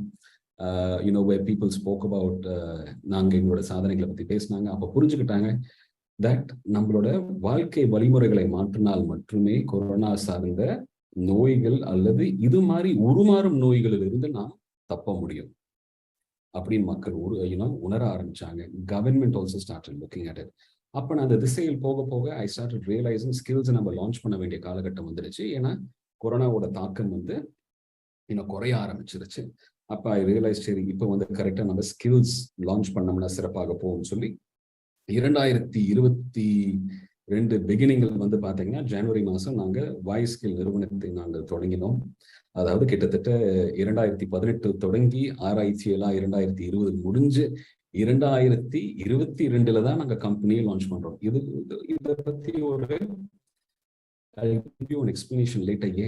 ஏன்னா ஒரு நல்ல ஐடியா தவறான நேரத்தில் வந்துருச்சுனாங்க அந்த ஐடியா மேல குறையில்லை, அந்த மார்க்கெட் சுச்சுவேஷனா அந்த கால சூழ்நிலைகள் அதற்கு தகுந்த மாதிரி தான் நீங்க உங்களோட கம்பெனியை லான்ச் பண்ணணும். சரிங்களா? சிறப்பான ஐடியா தவறான நேரத்தில் லான்ச் பண்ணீங்கன்னா அந்த ஐடியா தவறான ஐடியா தான் மக்கள் பார்ப்பாங்க. சரிங்களா? நாளைக்கு வந்து வேற யாராவது வந்து எடுத்துட்டு வந்து அதை பண்ணா கூட சிறப்பா பண்ணிருக்கா, அப்ப நீங்க சொல்லலாம், ஏப்பா இதை தானப்பா நான் 2 வருஷம் முடிச்சோம், அப்ப எனக்கு தேவையில்லைப்பா, இப்ப எனக்கு தேவை இருக்குப்பா அப்படின்னு சொல்லுவாங்க. It's very simple. ஸோ அந்த ஹியூமன் டைனமிக்ஸை நாங்க புரிஞ்சுக்கிட்டு 2022 லான்ச். இன்னைக்கு நாங்க புரிஞ்சுக்கிட்டது என்னன்னாங்க, ஸ்கில்ஸ் திறன் மேம்பாடு திட்டங்களை நாங்க புரிஞ்சுக்கிட்டது என்னன்னா, இன்னைக்கு ஏதாவது ஒரு கம்பெனி அல்லது ஏதாவது ஒரு இண்டஸ்ட்ரி எங்களுக்கு, ஈவன் நம்ம விவசாயமே எடுத்துக்கோங்க, விவசாயத்துல பாத்தீங்கன்னா இன்னைக்கு ட்ரோன்ஸ் ஒரு மிக மிக மிக மிக முக்கியமான அங்கமாக மாறிக்கிட்டு வருது. சரிங்களா? Drones based farming is a very very important component right now. எத்தனை பேருக்கு அந்த ட்ரோன் சார்ந்த திறன்கள் நம்ம விவசாயிகளுக்கு கொடுத்துக்கிட்டு இருக்கோம்? இல்லை எத்தனை பேருக்கு அந்த ட்ரோன் சார்ந்த முக்கியமான விஷயங்கள் இப்ப புரியுது? சரிங்களா? ஸோ இந்த மாதிரி இதுகள் எல்லாம் பார்த்தீங்கன்னா வாய்ஸ்கில் வந்து இப்ப கிட்டத்தட்ட 70 நிறுவனங்களோட ஒர்க் பண்ணிக்கிட்டு இருக்கோம். வாய்ஸ்கில்ல வந்து நாங்கள் 3 டிஃப்ரெண்ட் சர்வீசஸ் நாங்கள் கொடுக்குறோம். ஒன்று திறன் மேம்பாடு ஸ்கில்லிங், இன்னொன்று அசஸ்மெண்ட், அதாவது உங்களோட திறன்களை நாங்கள் கணக்கெடுப்பதில் தான் அசஸ்மெண்ட் என்று நாங்கள் சொல்கிறோம். மூன்றாவது டேலண்ட் ஆக்விசிஷன், அதாவது வேலை வாய்ப்புகளுக்கு தகுந்த மாதிரி நாங்கள் ஹையர் பண்ணுறோம். So skilling, assessment and talent acquisition. என்னோட கருத்து என்னன்னாங்க, 1.5 பில்லியன் பீப்புள் இருக்கிற நாட்டுல நம்மளோட மிக மிக மிக முக்கியமான ஒரு ஏற்றுமதி எதுவாக இருக்கும்னா திறன் தான். ஏன்னா எல்லாத்துக்கும் இந்தியாலே வேலை வாய்ப்பு கிடைக்க போவதில்லை. ஆனா இந்த திறன்கள் இருந்தால் இந்தியா நாளைக்கு எல்லாத்துக்கும் ஸ்கில்ஸ் சப்ளை பண்ண முடியும். ஸோ இப்ப பார்த்தீங்கன்னா நாங்க Australia, Norway, UK, Kuwait, Germany, இது போல இருக்கிற கிட்டத்தட்ட ஒரு 8 நாடுகளுக்கு வந்து நாங்க திறன் மேம்பாடு திறன் மேம்பாடு திட்டங்களை நாங்கள் வந்து we are implementing it and then we are hiring them for these international markets. அதாவது இந்த இடத்துக்கு எல்லாத்துக்கும் அவங்களுக்கு வேலை வாய்ப்பு தேடி கொடுத்து அவங்களுக்கு supporting them to go into these countries. So இந்தியாவோட ஒரு மிக மிக முக்கியமான எக்ஸ்போர்ட்டா என்ன இருக்கும் பார்த்தீங்கன்னா ஒரு 5-6 வருஷத்துல it will be skills. Skills வந்து புது தொழில் செய்யறவங்களுக்கும் தேவை. அதே நேரத்துல தொழிலை வளர்த்தணும்னு சொல்லி ஒரு anybody who has that ambition அவங்களுக்கு இது தேவை. சரிங்களா? ஸோ இந்த மாதிரி ஸ்கில்ஸ் எல்லாமே we provide at WISkill, which is called WISkill. அப்புறம் பாத்தீங்கன்னா as this went by, இந்த காலநிலை மாற்றத்தை பத்தி நாங்க போட்டுட்டு இருந்த திட்டம் வந்து மத்திய அரசுக்கு நான் சொல்லிட்டு இருந்தேன். அப்போ வந்து அவங்க பிளானிங்ல இது இல்லைன்னு சொன்னாங்க. அப்ப நான் கவனத்தை வந்து I started moving into Tamil Nadu. தமிழ்நாட்டுல அரசாங்கத்துக்கு we wanted them to understand காலநிலை மாற்றத்தை நம்ம கரெக்டான ஆங்கிள் அட்ரஸ் பண்ணலன்னு சொன்னா, சரிங்களா, வணிக வளர்ச்சி இருந்தாலும் பரவாயில்லை, நாளைக்கு நம்மளோட என்வாயரன்மெண்டல் growth தடுக்கப்பட்டுச்சுன்னா நாளைக்கு வணிக வளர்ச்சியும் தடை செய்யப்படும். இதை அவர்களிடம் நாங்க திருப்பி போய் சொன்னோம், சொல்ல வேண்டிய விதத்துல சொன்னோம்.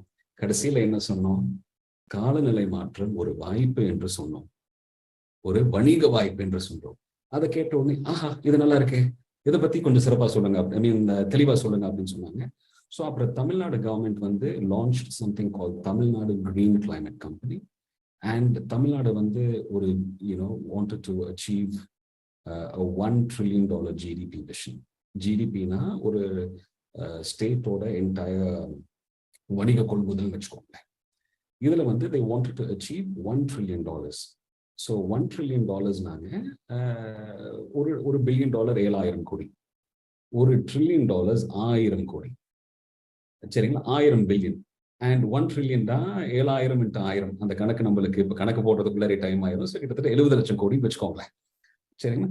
ஸோ 70 லட்சம் கோடி தான் தமிழ்நாடு வந்து அவங்களோட மொத்த வணிகம் வந்து 70 லட்சம் கோடிக்கு அவங்க வந்து அந்த உயர்த்தணுங்கிற ஒரு எண்ணத்தோடு இருந்தாங்க. அதுல வந்து நாங்க என்ன சொன்னோம், at least 25% should come from climate அல்லது காலநிலை மாற்றம் ரிலேட்டட் இண்டஸ்ட்ரீஸ் அப்படின்னு சொல்லி அவங்க கிட்ட சொன்னோம். அதை அவங்க ஒத்துக்கிட்டு அதுக்கு தகுந்த பாலிசிஸ் போட ஆரம்பிச்சாங்க.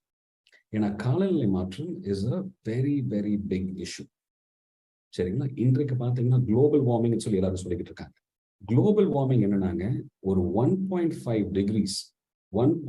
டிகிரிஸ்க்கு வந்து நம்மளோட ஹீட் இன்க்ரீஸ் ஆச்சுன்னா மழை வர வேண்டிய காலத்துல மழை வராதுங்க. நம்மளுக்கு வர வேண்டிய சில எக்ஸ்பெக்டட் வெதர் பேட்டர்ன்ஸ் எல்லாத்தையும் நிறைய மாற்றங்கள் இருக்கும். அது மட்டும் இல்லாமல் ரொம்ப சிம்பிளா சொன்னாங்க, ஹீட் ஸ்ட்ரோக்ஸ் ஜாஸ்தி ஆகும், குழந்தைகளோட சேஃப்டி வந்து பாதிக்கப்படும், பெரியவங்களோட சேஃப்டியும் பாதிக்கப்படும். சரிங்களா? அப்புறம் நம்மளுக்கு ஃபுட், நம்மளோட விவசாயிகளோட பிளானிங்ல வந்து இந்த நேரத்துல இந்த உரம் போட்டா இது வரும்னு சொல்ற அந்த ஒரு பிளானிங் வந்து எல்லாமே தவறா போகும். ஸோ நிறைய இடத்துல பாத்தீங்கன்னா பாதிப்புகள் இருக்கு. ஸோ காலநிலை மாற்றம் இஸ் நாட் அ கிரைசிஸ் மட்டும், இட் இஸ் அன் ஆப்பர்ச்சுனிட்டி. அதாவது அது ஒரு பிரச்சனையா மட்டும் பார்க்காம அது ஒரு வாய்ப்பா பார்க்க ஆரம்பிச்சதுக்கு அப்புறம் நிறைய பேர் அதில் இன்வெஸ்ட் பண்ண ஆரம்பிச்சாங்க. இதற்கு தான் நாங்கள் ப்ரோக்ளைம்ங்கிற கம்பெனி ஆரம்பிச்சோம். ப்ரோக்ளைம்ங்கிற இந்த கம்பெனி வந்து காலநிலை மாற்றங்கள் சார்ந்த வாய்ப்புகளை வந்து நாங்கள் இன்வெஸ்ட் பண்ணிக்கிட்டு இருக்கோம். தமிழ்நாட்டுல மட்டும் காலநிலை மாற்றங்களோட தாக்கம் வந்து நீங்க எடுத்துக்கிட்டீங்கன்னா வருஷம் கிட்டத்தட்ட 14,000 கோடி.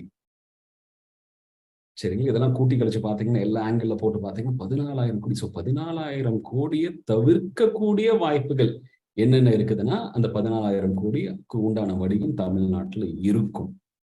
சரிங்களா? as simple as that. So இது ஒரு வாய்ப்பா நம்ம பார்க்கணும்னு சொன்னதுக்கு அப்புறம் Tamil Nadu government started investing in it. இதே மாதிரி வந்து கேரளாவும் ஸ்டார்டட் இன்வெஸ்டிங், மற்ற சதர்ன் ஸ்டேட் ஸ்டார்டட் இன்வெஸ்டிங், ஸ்ரீலங்காவில் வந்து நாங்கள் ஆக்டிவ் அட்வைசர்ஸாக இருக்கோம். ஸோ இப்போ என்னோட ஃபோக்கஸ்ன்னு பார்த்தீங்கன்னா I'm focusing on skills from our company call WiSkill and we are focusing on climate, that is call Proclaim. ஸோ இது சார்ந்த ஒரு சின்ன ஒரு ப்ரெசன்டேஷன் ஐ ஹேவ். நான் அது வந்து மட்டும் இப்போ I'll share it very quickly. ஒரு நிமிஷம்.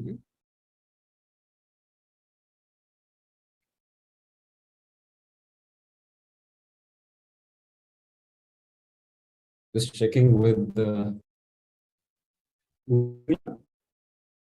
Yeah, it is fine. Correct. Super.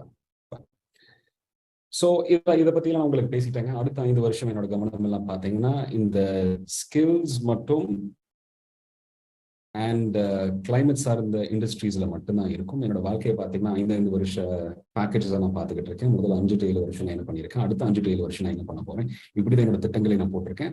அந்த 5 to 7 வருஷங்கள் அதை சிறப்பாக செய்ய முடியலன்னு சொன்னா அது எனக்கு சார்ந்த இண்டஸ்ட்ரி இல்லைன்னு ஒரு ஐ மீன் தட் மனப்பக்குவம். So this is what we do in the climate space. இப்போ இதில் பார்த்தீங்கன்னா ஆண்டர்பிரினர்ஷிப்பை பொறுத்த வரைக்கும் நான் ரொம்ப சிம்பிளாக சொல்லக்கூடியதுங்க. ஆங்கிலத்தில் பார்த்தீங்கன்னா opportunity, disruption, discipline, scale and longevity. அந்த வாய்ப்பு சரிங்களா கரெக்டான வாய்ப்பாக உங்களுக்கு இருந்துச்சுன்னா அந்த வாய்ப்பை நீங்க மிஸ் பண்ணக்கூடாது. அதுல அந்த வாய்ப்பை வச்சு நீங்க அந்த துறையே மாற்றக்கூடிய வாய்ப்பாக இருந்துச்சுன்னா அந்த வாய்ப்பை நிச்சயமா நீங்க மிஸ் பண்ணக்கூடாது. சரிங்களா? And it has to be வாய்ப்பு இருக்கிறதுனால டக்குனு போனா அந்த வாய்ப்புகள் எல்லாமே கன்வெர்ட் ஆகும்னு சொன்னீங்கன்னா ஆகாது. That is what we say in discipline. And when we say scale, இப்ப பாத்தீங்கன்னா கல்வித்துறையில பாத்தீங்கன்னா when we started, சரி ஒரு ஸ்கூலோட நாங்க ஹாப்பியா இருந்திருக்கலாம். We wanted to build it a scale. கல்விங்கிறது ஒரு endless opportunity. அடுத்த நம்ம மக்கள் இருக்கிற வரைக்கும் அந்த கல்விங்கிற ஒரு வாய்ப்பு தொடர்ந்து இருக்கதான் போகுது. So you look at the industry as an industry as to how long the industry is going to be. அதே மாதிரி பாத்தீங்கன்னா ஸ்கில்ஸ் வந்து இன்னைக்கு மட்டும் இல்லைங்க, அடுத்த 100 வருஷத்துக்கு திறன் மேம்பாடு திட்டங்கள் தேவை. காலநிலை மாற்றம் அதே மாதிரி ஒரு வாய்ப்பு தான். கிட்டத்தட்ட அடுத்த 200 சரிங்களா? அண்ட் 100 வருஷத்துல நம்ம அந்த பிரச்சனையை வந்து தீர்வு காண முடியலன்னு சொன்னா இன்னொரு 200-300 வருஷம் இருக்கும். So that's the way I choose an industry. சரிங்களா? ஸோ இதெல்லாமே வாய்ப்பு, மாற்றம், கடின உழைப்பு, எல்லைகள், தொடர்ச்சி. So that's what we say as opportunity, disruption, discipline, scale and longevity. இதுல வந்து பாத்தீங்கன்னா industry has to be time bound. இப்போ நான் கொஞ்ச நேரத்துக்கு முன்னாடி சொன்னது என்னன்னா, நல்ல ஐடியா தவறான நேரத்தில் லான்ச் பண்ணீங்கன்னா it will not take off, right? நல்ல ஐடியா கரெக்டான நேரம் வாய்ப்பு பார்த்து நீங்க லான்ச் பண்ணா மட்டும்தான் அது மக்களுக்கு போய் சேரும். அண்ட் சில பிஸ்னஸ்ல நாங்க ஃபெயில் ஆனதுக்கான மிக மிக முக்கியமான காரணம், அவங்களுக்கு அந்த நேரத்துல அந்த பசி இல்லை. பசி இல்லாத நேரத்துல நான் போய் அந்த வாய்ப்பை பத்தி பேசும்பொழுது அந்த வாய்ப்போட முக்கிய அம்சம் அவங்களுக்கு புரியவில்லை, அதோட தேவை அவர்களுக்கு புரியவில்லை. ஸோ எந்த ஒரு தொழில் வாய்ப்பும் has to be time bound. சரிங்களா? அந்த காலத்துக்கு புதிய ஒரு வாய்ப்பாக இருக்க வேண்டும். This is it. ஸோ இந்த climate change and sustainable development goals, சரிங்க. இப்ப நிறைய பேர் பார்த்தீங்கன்னா ஐநா சபையில வந்து ஒரு 20 வருஷத்துக்கு முன்னாடி ஒரு பெரிய திட்டம் ஒண்ணு போட்டாங்க. எந்த ஒரு அரசாங்கம் ஒரு திட்டம் போட்டாலும் நம்ம அதை ரொம்ப ஆராய்ச்சி பண்ணி பார்க்கிறோம். அதுல நம்மளுக்கு வாய்ப்பு இருக்குமா, அதனால நம்மளுக்கு என்ன பலன். உலகமே சேர்ந்து ஒரு திட்டம் போட்டது என்னன்னா அது இந்த திட்டம் மட்டும்தாங்க. சரிங்களா? அவங்க 16 டிஃப்ரெண்ட் கோல்ஸ் வந்து அவங்க போட்டாங்க. நோ பாவர்ட்டினாங்க, எல்லாத்துக்கும் வந்து சாப்பாடு அல்லது உணர்வு வந்து எல்லாருக்கும் கிடைக்க வேண்டும். Then they said zero hunger. It's very similar to that. Okay, good health and wellbeing. இந்த மாதிரி ஒரு 16 திட்டங்கள் போட்டாங்க. இந்த 16 திட்டத்துல பாத்தீங்கன்னா 13வது திட்டம் பாருங்க, இட்ஸ் கிளைமேட் ஆக்ஷன். சரிங்களா? இந்த 16 திட்டங்கள்ல வந்து நீங்க எந்த வாய்ப்பு எடுத்தீங்கன்னாலும் இன்னைக்கு குளோபல் வேர்ல்ட் லெவல்ல நிச்சயமா உங்களுக்கு அதுக்கு தகுந்த பாலிசிஸ் இருக்கும். ஏன்னா உலகமே சேர்ந்து போட்ட திட்டம் தான் இது. ஸோ இதுல பாத்தீங்கன்னா என்னோட எடுகேஷன் துறை இந்த 4வது திட்டத்துல இருக்கேங்க. சரிங்களா? ஜெண்டர் ஈக்குவாலிட்டி எல்லாமே எங்களோட ஸ்கில்லிங்ல வந்து 5வது திட்டத்துல இருக்கு.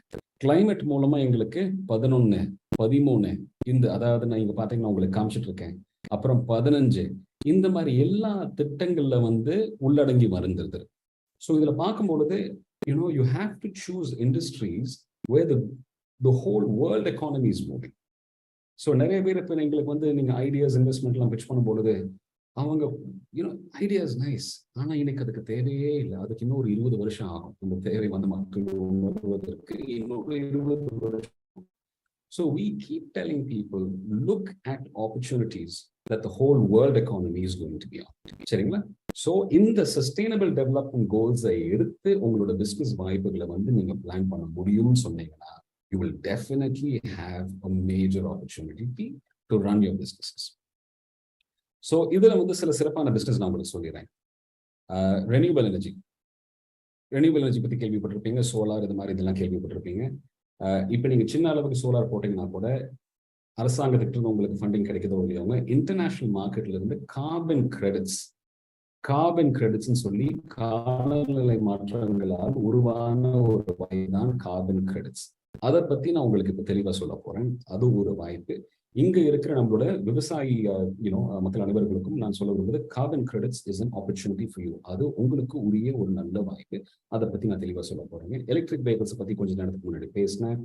அப்புறம் இந்த வாட்டர் சானிடேஷன், சரிங்களா? Water is a major business opportunity. ஒருத்தர் பாத்தீங்கன்னா இந்த பிளாஸ்டிக் பாட்டில்ஸ் எல்லாம் கலெக்ட் பண்ணி ஷூவா மாத்தி விற்க ஆரம்பிச்சாரு. அவர் இன்னைக்கு கிட்டத்தட்ட வருஷம் ஒரு 200 கோடி ரூபாய்க்கு பிசினஸ் பண்ணிக்கிட்டு இருக்காரு.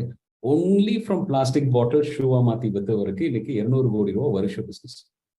ஸோ சஸ்டைனபிலிட்டி சார்ந்த எந்த ஒரு பிசினஸும் நாளைக்கு அடுத்த 15-20 வருஷத்துக்கு உண்டான வாய்ப்புகள் சிறப்பாக இருக்கிறது என்று நான் சொல்ல விரும்புகிறேன். So that's what I want you to know. சரிங்களா? ஸோ இந்த சஸ்டைனபிள் டெவலப்மெண்ட் கோல்ஸ் தான் உங்களுக்கு நான் காமிக்கணும்னு நான் ஆசைப்பட்டேன். பிகாஸ் சஸ்டைனபிள் டெவலப்மெண்ட் கோல்ஸை வச்சு தான் நாங்கள் எங்களோட என்டையர் பிசினஸ் பிளானிங்கை நாங்கள் செஞ்சுக்கிட்டு இருக்கோம்.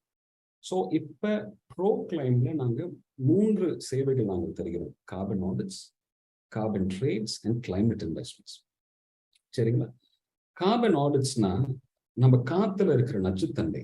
ஐ think most of you all know, நீங்க எனர்ஜி நீங்க லைட் ஆன் பண்ணீங்கன்னா கார்பன் எமிஷன்ஸ் சொல்லி காத்துல உங்களுக்கு சில நச்சுத்தன்மைகள் வந்து கார்பன் எமிஷன்ஸ் வருதுங்க. அந்த நச்சுத்தன்மையை குறைக்கிறதுக்கான வாய்ப்புகள் எல்லாமே கார்பன் ஆடிட்ஸ் மூலமா நாங்க கொடுக்குறோம். சரிங்களா? ஸோ இன்னைக்கு வந்து பாத்தீங்கன்னா இப்ப கார்பன் ட்ரேட்ஸ் அடுத்த வாய்ப்புகள். சரிங்களா? இப்ப நீங்க ஃபார்மிங் பண்ணிக்கிட்டு இருக்கீங்க. உங்களோட ஃபார்மிங்ல வந்து இப்ப பஞ்சாப்ல எல்லாம் போனீங்கன்னா இந்த அறுவடை பண்ணதுக்கு அப்புறம் அவங்களோட ஸ்டபிள்ஸ் வந்து எரிச்சு விட்டுருவாங்க. சரிங்களா? எரிச்சா மட்டும்தான் அந்த ஸ்டபிள்ஸ் எல்லாமே அவங்க வந்து ஃபுல்லா வந்து கிளீன் பண்ண முடியும். ஸ்டபிள்ஸ் எரிக்கும் பொழுது காத்துல மெத்தேனுங்கிற கேஸ் வந்து வெளியில வருது. இந்த மெத்தேன கேஸ் வெளியில வரனால குளோபல் வார்மிங், காலநிலை மாற்றத்துக்கு அது வந்து ஊக்குவிக்குது. சரிங்க. அந்த மெத்தேன் அந்த எரிக்காம நீங்க அதை வந்து மண்ணோட மண்ணா மக்கி போறதுக்கான சில வாய்ப்புகள் எல்லாமே அவங்க குளோபல் வார்மிங்ல you should do all of that. அதை பண்ணுனீங்கன்னு சொன்னால் carbon credits will pay you to do it.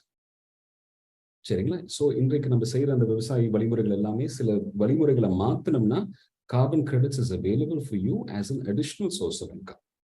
சரிங்களா? ஸோ இன்னைக்கு நீங்க போய் மரம் ஏதாவது ஒரு டைப் ஆஃப் மரத்தை சூஸ் பண்ணீங்கன்னா அந்த மரம் உங்களுக்கு வந்து நீங்க ஒரு அடுத்த ஒரு 10-20 ஏக்கருக்கு நீங்க வந்து if you have plant those trees, அந்த 20 ஏக்கருக்கு அதுல வந்து என்ன கார்பன் செக்வெஸ்ட்ரேஷன் காத்துல இருக்க நட்சத்திரமையில அந்த காத்துல மரத்தை இழுத்து அதோட ட்ரங்க்ல வந்து ட்ரீயோட இதுல வந்து சேவ் பண்ணி வச்சுக்குதுங்க.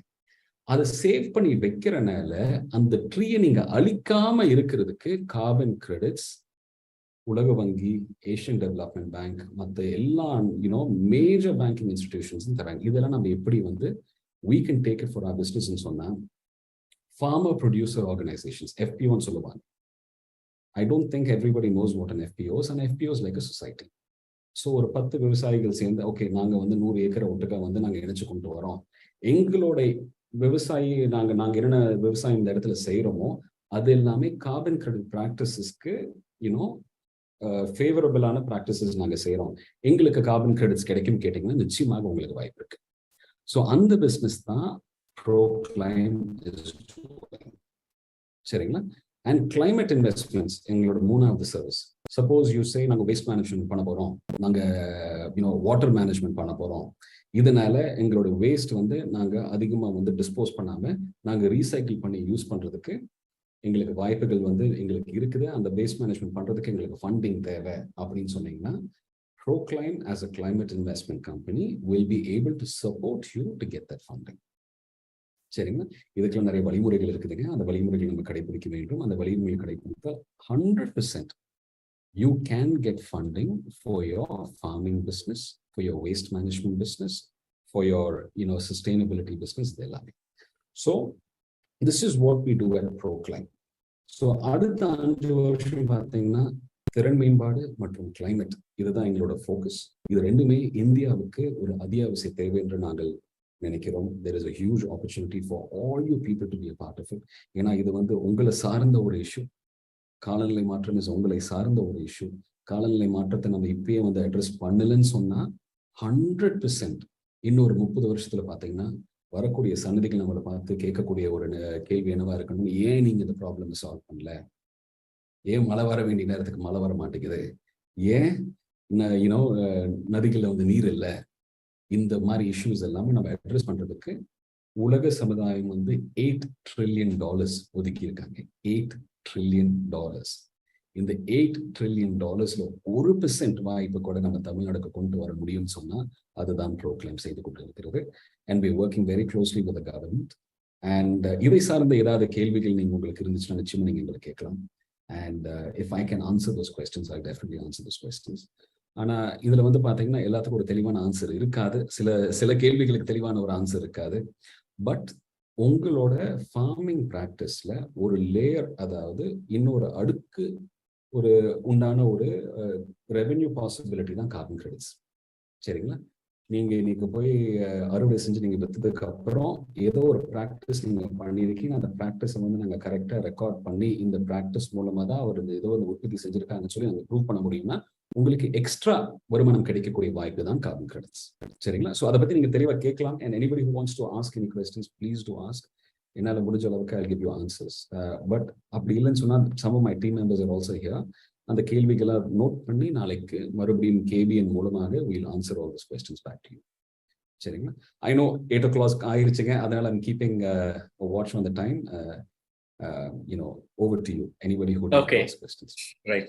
ஒரு அருமையான மிகவும் தெளிவான ஒரு பார்வையாக வருங்காலத்துல எந்த மாதிரி ஒரு பிசினஸ் ஆப்பர்ச்சுனிட்டி இருக்கும், ஆண்டர்பிரினர்ஷிப்ல அவருடைய லைஃப்ல ஏற்பட்ட ஒரு ஜேர்னி, எதனால இந்த மாதிரியான ஒரு தாக்கம் அவருக்கு ஏற்பட்டுச்சு, அவர் சொன்ன ஒவ்வொரு தொகையும், அதாவது மைண்ட் பாக்லிங் ஃபிகர்ஸ்னு சொல்லக்கூடிய கால்குலேட்டர்ல போட்டு தெரிஞ்சுக்கணும் அப்படிங்கிற ஒரு தொழில் முனைவோர்கள் எல்லாம் அதை கண்டிப்பாக குறிப்பிடுத்துக்க வேண்டும். தொழில் சரியாக அமையல, நாங்க செய்யற தொழில்ல நிறைய வாய்ப்புகள் இல்லை வேற ஏதாவது தொழில் பார்த்துட்டு இருக்கிறோம், எந்த தொழில் நல்லா இருக்கும், நீங்க ஒரு சஜஷன் பண்ணுங்க இப்படிங்கிற வார்த்தைகள் எல்லாம் எங்களுக்கு இந்த கேபிஎன் குழுமத்திலிருந்து நிறைய நண்பர்கள், நிறைய சொந்தங்கள் வந்து கேட்டுட்டு இருக்காங்க. அந்த மாதிரி கேட்டுட்டு இருப்பவர்கள் யாராயினும் இந்த காணொலியை நீங்க பார்த்திருந்தீங்கன்னா கண்டிப்பாக இன்றைய சிறப்பு விருந்தினர் சொன்ன விஷயங்கள் கண்டிப்பாக உங்க மனதில் இருந்திருக்கும். அதைய ஒரு முக்கியமான ஒரு 4 விஷயத்தை மட்டும் சொல்லி, ஏன்னா உங்கள் கேள்விகள் அதை சார்ந்து இருக்கின்ற காரணத்தினால அந்த 4 விஷயத்தை மறுபடியும் நம்ம சிறப்பு விருந்தினர் சொன்னதை மட்டும் தெரிவித்து, அதாவது அவர் சொன்னது ஃபர்ஸ்ட் வந்து அந்த இவி எலக்ட்ரிக் வெஹிக்கிள்ஸ்ல இருக்கக்கூடிய அந்த ஒரு சர்வீஸ் டெக்னீஷியன் கூட ஒரு லேப்டாப் மற்றும் அதை சார்ந்த விஷயங்களை தெரிந்து கொண்டால்தான் அவர் ஒரு சக்சஸ்ஃபுல்லான அந்த இவியை மெயின்டைன் பண்ண முடியும் அப்படிங்கிற ஒரு விஷயத்துல ஆரம்பிச்சு, ஒரு விவசாயத்திற்கு ட்ரோன் மூலம் ஒரு களை எடுக்கக்கூடிய அந்த ஒரு தெளிப்பான் ஆகட்டும், ஒரு ஸ்ப்ரே பண்ணக்கூடிய ஒரு விஷயமாகட்டும், ஆர்கானிக் ஃபார்மிங் கூட அந்த ட்ரோனுடைய ஃபெசிலிட்டிஸ் தேவை. இன்னைக்கு ட்ரோன் மூலியமா டெம்பரேச்சர் எப்படி இருக்குன்னு பார்த்து எங்கெங்கெல்லாம் வாட்டர் சப்ளை பண்ணணும் அப்படிங்கிறதெல்லாம் வந்து ஒரு 30 ஏக்கர் 40 ஏக்கர் மேல இருக்கக்கூடிய விவசாயிகள் கூட யூஸ் பண்ண ஆரம்பிச்சிட்டாங்க. அதே மாதிரி பூச்சி மேலாண்மை பத்தியும் யூஸ் பண்றாங்க. இந்த மாதிரி விஷயங்கள் ட்ரோன்ஸையும் அவர் சொன்னாரு. அதே மாதிரி ஐநா சபை வந்து இந்த கிளைமேட் சேஞ்சை எந்த நிலையில வச்சிருக்காங்க அப்படிங்கிறதையெல்லாம் சொன்னாரு. ஸோ இதையெல்லாம் மறுபடியும் உங்களுக்கு ஞாபகப்படுத்திட்டு முதல் கேள்வி மிகப்பெரிய ஒரு கேள்வியில ஆரம்பிக்கலாம் அப்படின்ற ஒரு எண்ணம். நிறைய பேர் இந்த கேள்வியை கேட்டிருந்ததுனால இந்த காணொலியில் இருக்கிறவங்களுக்கு கண்டிப்பாக அது ஒரு புதிய உத்வேகத்தையும், ஒரு ஒரு தொழில் முனைவோராக இருக்கக்கூடியவர்களுக்கு எஸ்பெஷலி இந்த கொரோனா காலகட்டத்துக்கு பிறகு ஒரு தொய்வு நிலை இருக்கக்கூடிய இந்த சூழல்ல நீங்க சொன்ன அந்த ஒரு ஃபிகர், உலகம் வந்து ஒரு $8 trillion வந்து இந்த ஒரு கிளைமேட் சேஞ்ச், ரீசைக்கிள் பிஸ்னஸ் மற்றும் இந்த மாதிரி ஒரு சஸ்டைனபிலிட்டி சார்ந்த விஷயங்களுக்காக அந்த தொழில் திறனை ஊக்குவிப்பதற்காகவும் அது ஒரு வாய்ப்பை ஏற்படுத்துவதற்காகவும் இந்த வேஸ்ட் மேனேஜ்மெண்ட் இந்த மாதிரி இருக்கக்கூடிய பிசினஸ்ல எல்லாம் இந்த ஆப்பர்ச்சுனிட்டி கொடுத்துருக்கு அப்படின்ற விஷயத்தையும் நீங்க சொன்னீங்க. அதுல இந்த ரீசைக்ளிங் பிசினஸுக்கும் ப்ரோக்ளைம் வந்து சப்போர்ட் பண்றதுக்கு, ஃபண்டிங் பண்றதுக்கும் இருக்குன்னு சொல்லியிருக்கீங்க. அதை பத்தி நிறைய கேள்விகள் வந்த வண்ணம் உள்ளன. ஏன்னா நிறைய சொந்தங்கள் வந்து இந்த வேஸ்ட் மேனேஜ்மெண்ட், ரீசைக்ளிங் இந்த மாதிரி விஷயத்துல இருக்கிறதுனால எந்த மாதிரியான சப்போர்ட், ஒரு ஏஞ்சல் ஃபண்டிங் மாதிரியான சப்போர்ட் கிடைக்குமா, அல்லது என்ட்ரி கிளாஸ் எக்ஸிட் கிளாஸ் இருக்கக்கூடிய விஷயங்கள் சார்ந்து அவர்களுடைய தொழில முதலீடு பண்ற மாதிரி இருக்குமா, அல்லது வட்டிக்கு கொடுக்கற மாதிரி இருக்குமா, இந்த மாதிரி ஒரு மேலோட்டமான ஒரு பதில் எதிர்பார்க்கிறாங்க. அதன் பிறகு அவர்களுடைய நிறுவனம் சார்ந்த ப்ரொஃபைலை வந்து அனுப்பி அதற்கு உண்டான வழிமுறையும் கேட்டிருக்காங்க. சரி, ஃபர்ஸ்ட் இந்த வேஸ்ட் மேனேஜ்மெண்ட் பார்த்தீங்கன்னா முனிசிபல் சாலிட் வேஸ்ட்னு சொல்லுவாங்க.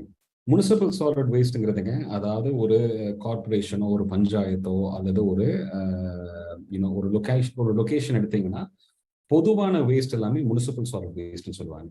இதற்கு எல்லாத்துக்கும் அரசாங்கம் தனித்தனி பட்ஜெட் வச்சிருக்காங்க. இந்த முனிசிபல் சாலிட் வேஸ்டோ அல்லது பப்ளிக் வேஸ்ட் எல்லாமே ப்ராசஸ் பண்றதுக்கு அரசாங்கம் இன்றைக்கு பல டெண்டர்ஸ் அனௌன்ஸ் பண்ணிக்கிட்டு இருக்காங்க. ஃபர்ஸ்ட்டுங்க. ரெண்டாவது, பிரைவேட் நிறுவனங்கள் அவங்களோட வேஸ்ட்டை ப்ராசஸ் பண்றதுக்கு நிறைய நிறுவனங்கள் அவங்களுக்கு தேவைன்னு சொல்லி வெயிட் பண்ணிக்கிட்டு இருக்காங்க. அண்ட் ஏன்னா மக்கள் இருக்கும் வரை வேஸ்ட் இருக்குதான் போகுதுங்க. ஏன்னா இன்றைக்கு நம்மளோட வாழ்க்கை பார்த்தீங்கன்னா ஏதாவது ஒரு இதுல வந்து பிளாஸ்டிக் இருக்குது அல்லது ஒரு கார்ட்போர்ட் இருக்கு. அமேசான்ல இருந்து ஆர்டர் பண்ணீங்கன்னா நிறைய வேஸ்ட் வருது. 10 வருஷத்துக்கு முன்னாடி இவ்வளவு வேஸ்ட் இருந்திருக்காது. ஸோ வேஸ்ட்ங்கிறது மலை போல் குமிந்து கொண்டே இருக்கிறது. So waste management is very important. இந்த வேஸ்ட்ல வந்து நீங்க ஏதாவது வேலை செஞ்சுக்கிட்டு இருந்தீங்கன்னு சொன்னா, அதுல வந்து ஏதாவது ஒரு சிறப்பான டெக்னிக் இருந்துச்சுன்னு சொன்னா, we can support you get something called carbon credits for that also. So இதுல கார்பன் கிரெடிட்ஸ் எப்படி வரும்னு சொல்லிடுறேங்க. அண்ட் ஒரு சின்ன விஷயங்களை உங்களுக்கு சொல்லிடுறேன். குளோபல் வார்மிங்கிறதுங்க, நம்ம செய்யற எல்லா வேலையும் ஒரு கார்பன் எமிஷன்ஸ் இருக்குது. இந்த மெத்தேன், இந்த கேஸ், இந்த எல்லாம் நிறைய கேஸஸ் இருக்குது. இந்த கேஸஸ் எல்லாமே ஓசோன் லேயரை போய் பிளாக் பண்ணி, இந்த ஓசோன் லேயரை போய் பிளாக் பண்ணதுக்கு அப்புறம் வெளியில இருந்து வரக்கூடிய சூரிய ஒளி எர்த்குள்ள வந்ததுக்கு அப்புறம் வெளியில மறுபடியும் போகக்கூடிய வாய்ப்பு இல்லை. சோ இந்த வாய்ப்பு இல்லாதனால இந்த ஹீட் வந்து உலகத்துக்குள்ளேயே சுத்திக்கிட்டு இருக்கு. இதுக்கு பேரு தான் குளோபல் வார்மிங். இந்த கேஸை எல்லாமே உரியக்கூடிய எந்த பிசினஸ் ஆக இருந்தாலும் கார்பன் கிரெடிட்ஸ் கிடைக்கும். இந்த கேஸ் மறுபடியும் மேல போகாம இருக்கக்கூடிய எந்த பிசினஸ் ஆக இருந்தாலும் அது வந்து வேஸ்ட் மேனேஜ்மெண்ட், அதற்கும் கார்பன் கிரெடிட்ஸ் கிடைக்கக்கூடிய வாய்ப்புகள் இருக்குது. ஸோ இப்பொழுதுக்கு நீங்க பிசினஸ் கார்பன், அதாவது வேஸ்ட் மேனேஜ்மெண்ட்ல ஏற்கனவே இருந்தீங்கன்னா you can approach us. If your process is eligible for any sort of carbon funding, அதுக்கு Proclaim will support you. இல்ல உங்களுக்கு ஏதாவது பிசினஸ் வாய்ப்பே தேவை, ஆனா எங்களுக்கு வேஸ்ட் மேனேஜ்மெண்ட்ல வந்து ஒரு இன்ட்ரெஸ்டோ ஈடுபாடு இருக்குதுன்னு சொன்னீங்கன்னா, we will connect you with those people who are looking for waste processes. ஏன்னா தமிழ்நாட்டுல இன்னும் கிட்டத்தட்ட ஒரு 100 கம்பெனிஸ் வரக்கூடிய அளவுக்கு ஆச்சு வாய்ப்புகள் இருக்கு. ஆனா அந்த அளவுக்கு பெரிய கம்பெனிஸ் வர்றதில்லைங்க, அந்த அளவுக்கு சின்ன கம்பெனிஸே வர்றதில்லை. So there's enough opportunity. So we can look at it from a funding perspective and also get you extra carbon funding. சரிங்களா? எக்ஸிட் என்ட்ரியில் அப்புறம் பார்க்கலாங்க. First thing is to see நீங்க முதல்ல இந்த பிசினஸ்க்கு எலிஜிபிளா இல்லையாங்கிறது வந்து நான் உங்களுக்கு தெளிவாக சொல்லுவேன். ஓகே, ஸோ இது ஒரு மிகப்பெரிய ஒரு விஷயம். இன்றைய சிறப்பு விருந்தினர் கூறியதை நிறைய இந்த காணொலியை பார்த்து கொண்டு இருக்கும் நண்பர்கள் வந்து அடுத்தடுத்த நிறைய கேள்விகள் வந்து இந்த carbon related, sustainability related, climate change வந்து கவர்மெண்ட் அக்செப்ட் பண்ணியிருக்கா அப்படிங்கிற விஷயங்கள் எல்லாம் நிறைய கேட்டுட்டு இருக்கீங்க.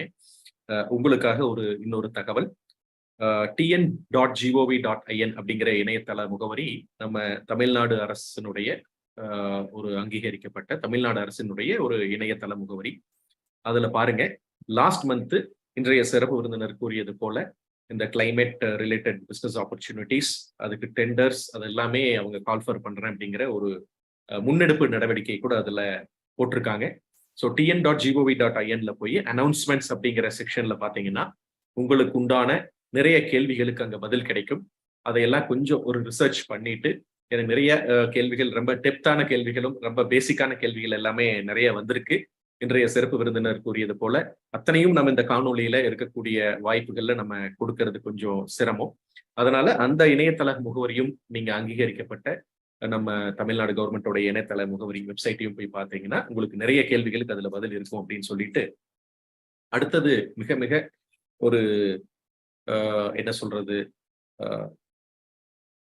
கேள்வி பயங்கர சிக்கலான ஒரு கேள்வி.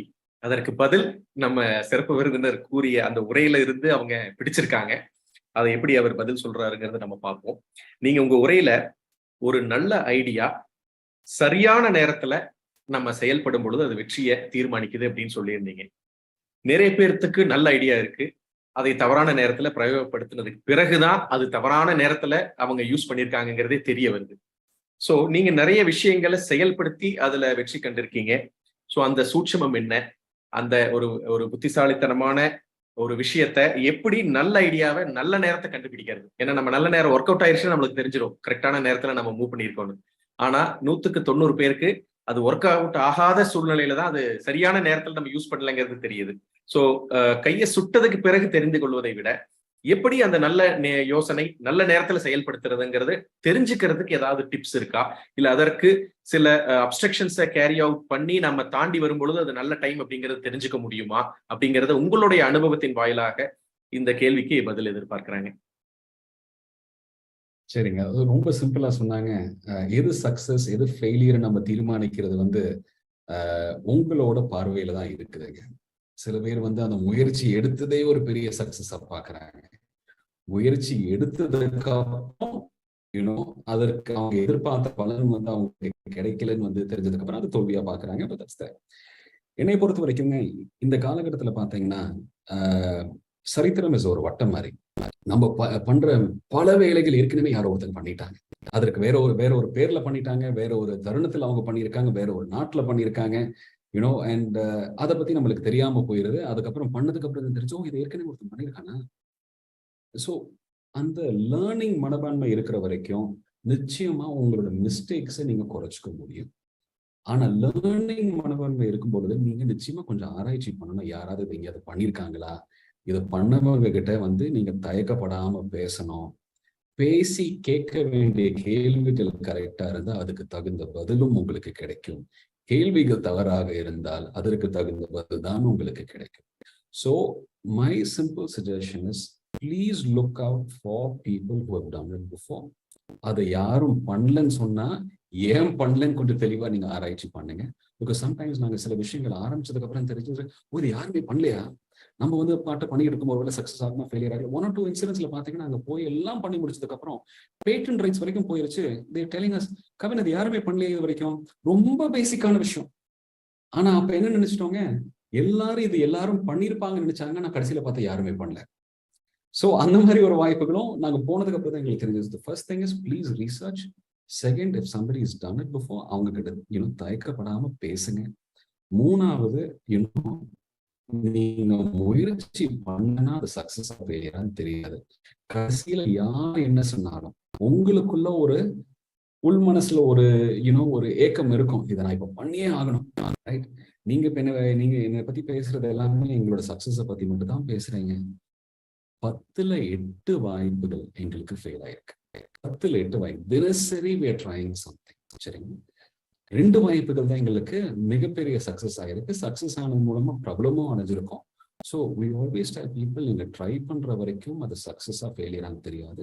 ஆனா இந்த காலகட்டத்துல மெனி கம்பெனிஸ் 10,000 ரூபாய் கொடுத்தீங்கன்னா அந்த மார்க்கெட் எப்படி, டைமிங் கரெக்டா, கவர்மெண்ட் பாலிசிஸ் இருக்கா, கவர்மெண்ட் பாலிசிஸ் இல்லாத ஒரு துறையில நீங்க போய் இன்வெஸ்ட் பண்ணலாமா, எல்லாமே ரீசர்ச் பண்ணக்கூடிய அளவுக்கு நிறைய கம்பெனிஸ் இருக்காங்க. படிச்சதுக்கு அப்புறமும் நீங்க அந்த துறையில அவன் சொன்னதுக்கு அப்புறமும் நீங்க போகணும்னு நினைச்சீங்கன்னா அது ஆண்டர்பிரினரிஷியல் ஸ்பிரிட். அது யாருனாலையும் தவிர்க்க முடியாது. அந்த ஏக்கத்தை நீங்கள் பூர்த்தி செய்தே ஆக வேண்டும். So please go ahead and do it, but please research before you do it. And there are companies now that tell you இது இந்த ஐடியாவுக்கு தகுந்த நேரமா இல்லையான்னு சொல்லக்கூடிய அளவுக்கு there are many market research companies now. சரிங்களா? ஸோ அவங்களோட சர்வீசஸை யூஸ் பண்ணுங்க. நாங்க ரெகுலரா யூஸ் பண்ணிக்கிட்டு இருக்கோம். ஒரு புது ப்ராடக்ட் லான்ச் பண்றதுக்கு முன்னாடி அதோட சாம்பிள்ஸ் அனுப்பிச்சு விட்டு இது ஆகுமா ஆகாதா, எந்த சென்னைக்குள்ளார போறோமா, பெங்களூருக்குள்ளார போறோமா, டெல்லி பாம்பே போறோமா, இல்ல எந்த கிராமத்துக்கு போறோமா, அந்த கிராமத்துக்கு இவங்களுக்கு நாங்க ஸ்பெண்ட் பண்ணி அனுப்பிச்சு விடுவோம். அவங்களோடய நாங்க போவோம். அவங்க நிறைய ரெஸ்பாண்ட் பண்றாங்க. பார்த்ததுக்கு அப்புறம் முதலீடுகள் அதிகம் அதுல போடலாமா வேண்டாமா, சரிங்களா, ரிஸ்க் அதிகமா எடுக்கலாமா வேண்டாமா, அதுக்கப்புறம் தான் நாங்கள் அடுத்த கட்டத்துக்கு போவோம். ஸோ டைம் பவுண்ட் டிசிஷன்ஸ் எடுக்கிறது it's almost now like science. நீங்க அதுக்கெல்லாம் ஒரு 2-3 ஸ்டெப்ஸ் இருக்கு. அந்த ஸ்டெப்ஸை ஃபாலோ பண்ணீங்கனால தோல்விக்கு உண்டான வாய்ப்புகள் குறைவாகும். ஆனா தோல்வி அடையணும், நீங்க ஃபெயில் ஆக மாட்டீங்கன்னு சொல்லி யாருனாலையும் சொல்ல முடியாது. But that is something you have to try and see. Okay, மிகவும் ஒரு நேர்த்தியான ஒரு டிப்ளமேட்டிக்கான பதில் அப்படின்னு தான் சொல்லணும். ஏன்னா நிறைய விஷயங்கள்ல நம்ம இன்றைய கால சூழ்நிலையில, இன்றைய தொழில் வாய்ப்புகள்ல பல தருணங்கள்ல நம்ம எதிர்பார்க்காத முன்னேற்றங்களும் எதிர்பாராத சர்க்கிள்களும் இருக்கக்கூடிய இந்த கால சூழ்நிலையில ஒவ்வொரு அடி எடுத்து வைக்கும் பொழுதும் அந்த மார்க்கெட் ரிசர்ச் செய்து அதற்குண்டான டேட்டாவை அனலைஸ் பண்ணி நீங்க ஒரு ஸ்டெப்ஸையும் நீங்களும் ரிசர்ச் பண்ணி செய்யணும் அப்படிங்கிறது உண்மையான ஒரு பிராக்டிக்கல் அப்ரோச். அதற்கு ஒரு தகுந்த பதிலை கூறிய நம்ம சிறப்பு விருந்தினருக்கு அதில் ஒரு பாராட்டு தெரிவித்து விட்டு, அடுத்தது இந்த எஜுகேஷன் அண்ட் பிசினஸ், அதாவது நீங்க கூறியது போல ஒரு மிகச்சிறந்த கல்வியாளராக 7 கல்வி நிறுவனங்களை நடத்தி வரும் நீங்கள், இந்த எஜுகேஷனும் பிசினஸும் இதுவரைக்கும் ஒரு ஹேண்ட் இன் ஹேண்ட் போகக்கூடிய ஒரு சூழலே அமையவில்லை. எஜுகேஷன் நம்ம படித்துக் கொண்டு இருப்பது ஒரு 30 ஆண்டு கால பின்னோக்கி இருக்கு. பிசினஸ் வேகமாக வளர்ந்து வருகிறது. ஒரு எஜுகேஷனுக்கு தேவையான அந்த ஒரு சப்ஜெக்டை நம்ம கத்துக்கிட்டு வெளியே வர்றதுக்குள்ள பிசினஸே மாறிடுது. அப்படி இருக்கக்கூடிய இந்த ஒரு கால சூழ்நிலையில படித்துக் கொண்டிருக்கும் மாணவர்களும், அதாவது கல்லூரி படித்துக் கொண்டிருக்கும் மாணவர்களும் சரி, அல்லது ஃபர்ஸ்ட் ஜெனரேஷன் ஆண்டர்பிரனராக ஃபர்ஸ்ட் ஸ்டெப் எடுத்து வைக்கக்கூடிய ஒரு தொழில் முனைவோராகட்டும், அடுத்த 3 ஆண்டு காலம், அடுத்த 5 ஆண்டு காலம் எது இருக்கும் அப்படிங்கிற அந்த ஃபியூச்சர் ஸ்கோப்பை எப்படி அவங்க அப்கிரேட் பண்ணிக்கிறது, அவங்க சார்ந்த தொழிலில் அந்த தேடுதல்களை எப்படி அவர்களுக்கு உண்டான நேரத்தை ஒதுக்கி, தொழில் நேரத்தை தவிர அல்லது படிக்கும் நேரத்தை தவிர அவங்க இந்த இண்டஸ்ட்ரி ரெடி ஸ்டூடெண்டாகவும் இண்டஸ்ட்ரி ரெடி ஆண்டர்பிரனராகவும் எப்படி உருமாறிக்கொள்வது? அதற்கு ஒரு கேள்வி ஒருத்தர் கேட்டிருக்காங்க. இந்த ட்ரோன் ஃபீல்டுல நான் என்ட்ரு ஆகணும்னு ஒரு பெரிய விருப்பம். நான் மெக்கானிக்கல் ஃபீல்டு இன்ஜினியரிங் எல்லாம் முடிச்சிருக்கேன். பட் அதை சார்ந்த திறனை வளர்த்துக் கொள்வதற்கு எங்க அணுகணும் அல்லது எப்படி நம்ம ப்ரிப்பேர் ஆகணும் அப்படிங்கிற ஒரு கேள்வி. இந்த மாதிரி நிறைய விஷயங்கள் அந்த கேள்விகளை கேட்டிருக்காங்க. சரிங்க, நான் ஃபர்ஸ்ட் ஒரு எங்களோட எல்லா பிசினஸ்ல பாத்தீங்கன்னா 3 லைன் எப்பயுமே இருக்கும். அந்த 3 லைன் என்ன விஷயத்த சொல்றதுனாங்க, கடந்த காலம், நிகழ்காலம், எதிர்காலம். சரிங்களா? கடந்த காலம் உங்கள் நிகழ்காலத்தை தீர்மானிக்கிறது, நிகழ்காலம் உங்கள் எதிர்காலத்தை தீர்மானிக்கும். இதுல நாங்க சொல்ல வர்றது என்னன்னாங்க, நாலேஜ் அப்சல்யூட் அல்ல. ஒரு 100 வருஷத்துக்கு முன்னாடி கேட்டிருந்தீங்கன்னா செவ்வாய் கிரகத்துக்கு போறது வந்து நீங்க செவ்வாய் கிரகத்தை பத்தி பேசுனீங்கன்னா மக்கள் அட நீ போப்பா மடே, உனக்கு என்னப்பா தெரியும், செவ்வாய் கிரகமா சீதாச்சு அப்படி. இன்னொரு 100 வருஷம் கழிச்சு பாத்தீங்கன்னா, மாமா செவ்வாய் கிரகத்துல இருக்கீங்களா, எப்ப வரைக்கும் நம்ம பேசக்கூடிய காலகட்டத்துக்கு தள்ளப்படுவோம். சரிங்களா? சோ தட் மீன்ஸ் 100 வருஷத்துக்கு முன்னாடி அவங்களோட அறிவுத்திறன் மோசமாக இருக்குன்னு சொன்னா தப்பு. அன்னைக்கு இருந்த அறிவுத்திறன் அவ்வளவு மட்டுமே. சோ காலத்துக்கு தகுந்த நாலேஜ் மாறும். இதை எல்லா மக்களும் நல்லபடியாக உணரணும். கல்வி நிறுவனங்கள் அதை அன்பார்ச்சுனேட்டாக உணரவில்லை. காரணம் என்னன்னாங்க, ஃபேக்கல்ட்டியை ட்ரெயின் பண்றது மிக மிக மிக மிக பெரிய சேலஞ்ச். ஏன்னா அவங்க வர்றதோ கடந்த காலத்துல இருந்து, நீங்க சொல்லி கொடுத்துக்கிறதோ நிகழ்காலத்துல, அவங்க போறதோ எதிர்காலத்துக்கு. சோ இந்த ஒரு பிலோசாபிக்கலான ஒரு சிச்சுவேஷனை பாத்தீங்கன்னா, நானே சொல்லிடுறேன் பல தடவை, you know I work with my teachers, I tell all of them, உங்க job is not to teach. உங்க ஜாப் வந்து சொல்லி கொடுக்கறது அல்ல. உங்க ஜாப் லேர்னிங், அதாவது அவங்க கத்துக்கிறது தடையில்லாம அவங்களை கத்துக்கிறதுக்கு உண்டான ஒரு சூழ்நிலை உருவாக்குவது மட்டுமே உங்களுடைய வேலை. சரி, கடந்த காலம் மாதிரி இன்னைக்கு நீங்க ஆசிரியர் சொன்னது மட்டுமே 100க்கு 100 உண்மை நம்புற காலம் அல்ல. ஆசிரியரையும் கேள்வி கேட்கக்கூடிய காலம் இந்த காலம். சரிங்களா? பிகாஸ் நாலேஜ் வந்து எல்லா இடத்துல இருந்து உங்களுக்கு வருது. பாசிவ் நாலேஜ்னு சொல்றோம். ஆக்டிவ் நாலேஜ், அதாவது ஒரு யாராவது எனக்கு சொன்னதுக்கு அப்புறம் அந்த நாலேஜை வந்து நான் என்னோட உள்வாங்கி அதை நான் புரிந்து கொண்டு யூஸ் பண்றது வந்து ஆக்டிவ் நாலேஜ்.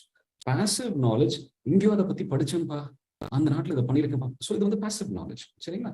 ஸோ இப்போ நான் சொல்ல வர்றது என்னங்க, இந்த ஒரு லாஜிக்கை நீங்க உங்க வாழ்க்கையில நிச்சயமா நீங்க பயன்படுத்தணுங்கிறது என்னுடைய கருத்து. அட்வைஸ் அல்ல, கருத்து. என்னோட வாழ்க்கையில நான் வந்து அனுபவிச்சது மட்டும்தான் நான் பகிர்ந்து கொள்ள முடியும். ஆனா என்னால் அட்வைஸ் பண்ண முடியாது. ஸோ திஸ் இஸ் மை கருத்து. ரெண்டாவது, உங்களுடைய எஜுகேஷன் சிஸ்டம் நம்ம போன் மாறிங்க. சரி, போன் வந்து அந்த சாஃப்ட்வேர் அப்கிரேட் ஆன வரைக்கும் நீங்க வச்சுக்கலாம். அந்த சாஃப்ட்வேர் அப்கிரேட் பண்ணக்கூடிய லிமிட்டை தாண்டிட்டீங்கன்னா அந்த போனுக்கு வேலையே இல்லை, போனை தூக்கி போட்டுருவாங்க. நம்மளும் அதே லைக் தட். அந்த நாலேஜ் நம்ம அப்கிரேட் பண்ணிட்டே இருக்கோம். ஸ்கில்லிங் வந்து எப்படின்னு பாத்தீங்கன்னா, ஸ்கில்லிங் வந்து ரொம்ப ஷார்ட் கோர்சஸா இருக்கும். 10 நாளோ 5 நாளோ அந்த வேலைக்கு புதிய ஒரு ஸ்கில்லிங் கோர்ஸா இருக்கும் தவிர, ஒரு ஸ்கில்லிங் கோர்ஸ் தவிர அந்த ஸ்கில்லிங்ல வந்து நீங்க லாங் டேர்ம் இந்த 3 வருஷம் கிராஜுவேஷன் மாதிரி எல்லாம் படிக்க மாட்டீங்க.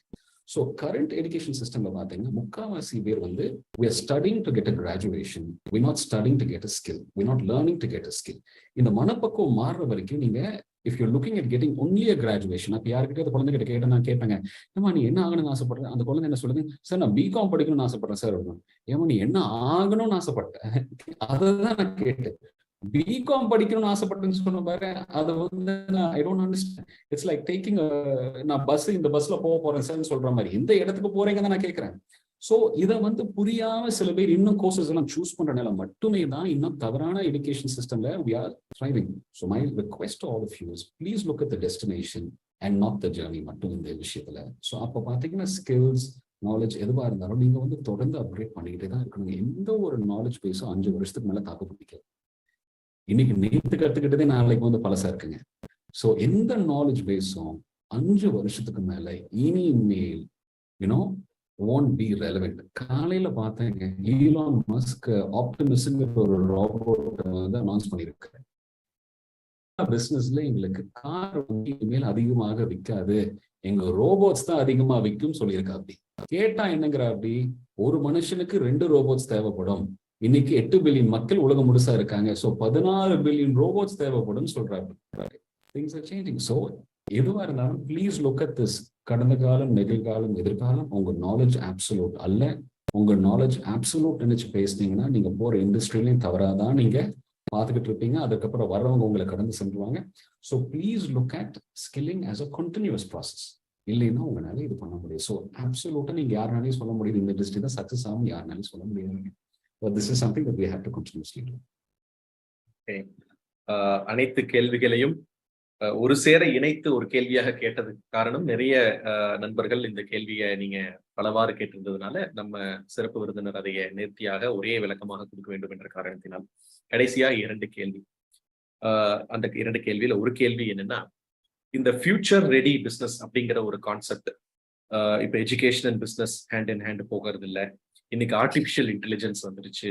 ஆர்டிஃபிஷியல் இன்டெலிஜென்ஸ் வந்து அது ஒரு சீரிய நிலையில செல்லும் பொழுதே அதனுடைய பாதகங்களை கண்டு உலகமே பயந்து அந்த ஆர்டிஃபிஷியல் இன்டெலிஜென்ஸ்க்கு ஒரு ரெஸ்ட்ரிக்ஷன் போடணும், அந்த ஆண்டர்பிரினர்ஷிப் பேஸ்ட் ஆர்டிஃபிஷியல் இன்டெலிஜென்ஸை நம்ம ரெஸ்ட்ரிக்ட் பண்ணணும் அப்படிங்கிற அந்த ஒரு வளர்ச்சியையும் கண்டு பயப்படக்கூடிய ஒரு கால சூழ்நிலையில ஃபியூச்சர் ஆஃப் பிஸ்னஸை எப்படி சாதிக்க வேண்டும் அப்படிங்கிற ஒரு கான்செப்ட் ஒரு புறமும், அந்த ஃபியூச்சர் பிஸ்னஸுக்கு எந்த வகையான முன்னேற்பாடுகளை நாம் எடுக்க வேண்டும் அப்படிங்கிற உங்களுடைய அனுபவத்தின் வாயிலாக ஒரு 3 முக்கிய விஷயங்களை நீங்க குறிப்பிடணும் அப்படிங்கிற ஒரு விண்ணப்பத்தை நிறைய பேர் வச்சிருக்காங்க.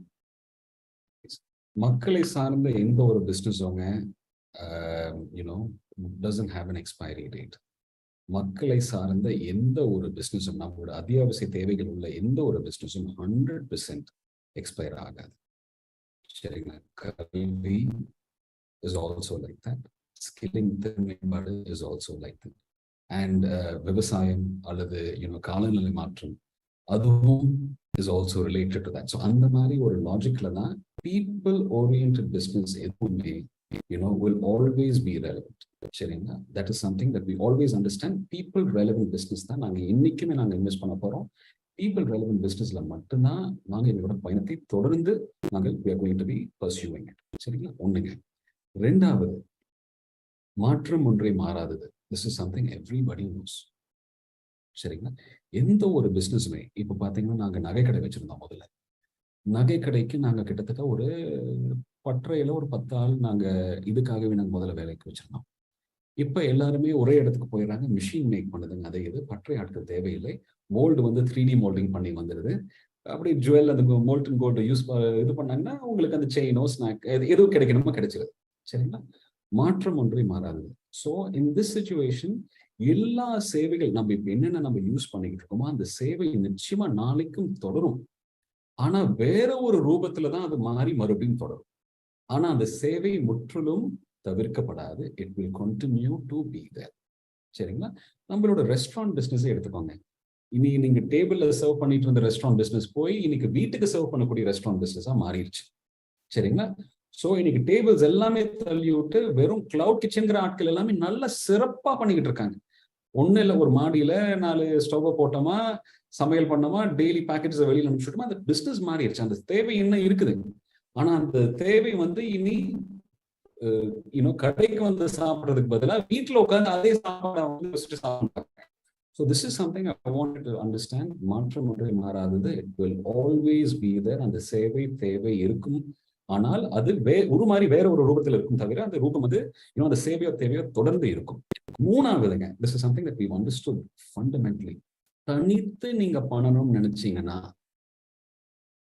உங்களுக்கு உண்டான ஒரு ஸ்கில் செட்டோ உங்களுக்கு உண்டான ஒரு அறிவு திறனோ ஒரு அளவுக்கு தான் இருக்குங்க. இணைந்து செயல்படும் அதற்குண்டான வாய்ப்புகள் பன்மடங்கு உயர்ந்துருது. என்னோட பிசினஸ்ல பாத்தீங்கன்னா நான் இந்த கோஃபவுண்டர் இந்த கான்செப்ட் எல்லாம் நிறைய இடத்துல ஸ்டார்ட் அப்ஸ் எல்லாம் கொண்டு வந்திருக்காங்க. எனக்கு இல்லாத திறன் அவர்களிடம் இருக்க வேண்டும். என்னை விட அவங்க சிறப்பா அதை செஞ்சா மட்டும்தான் we will keep them around. நிறைய பேர் தனிக்காட்டு ராஜாக இருக்கணும்னு ஆசைப்பட்டு தனித்துதான் செயல்படணும்னு ஆசைப்பட்டு அவங்க சொல்றது மட்டும்தான் கடை வார்த்தைகளாக இருக்க வேண்டும் என்று ஆசைப்பட்டு சில நேரத்துல தொழிலும் அவர்களுடன் முடங்கி விடுகிறது.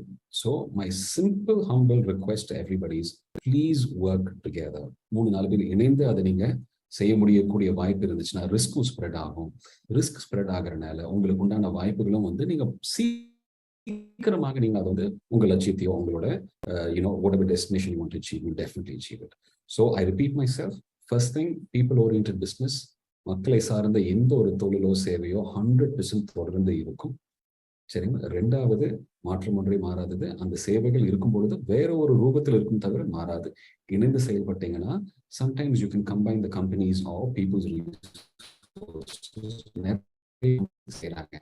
வோடஃபோன் ஐடியா இப்ப இந்த 2 கம்பெனியை சேர்ந்து வியா மாறிடுச்சுங்க. டெலிபோன் கம்பெனிஸ் அவங்களோட ரிசோர்சஸ் எல்லாம் நிறைய வேஸ்ட் ஆயிட்டு இருந்துச்சு. இப்ப இணைஞ்சு செயல்படுறாங்க. காலப்போக்கில் யாருக்கு தெரியுங்க, மறுபடியும் ரிலையன்ஸும் ஏர்டெல்லும் இணைந்து செயல்பட்டாங்கன்னு கூட பண்ணிடுவாங்க.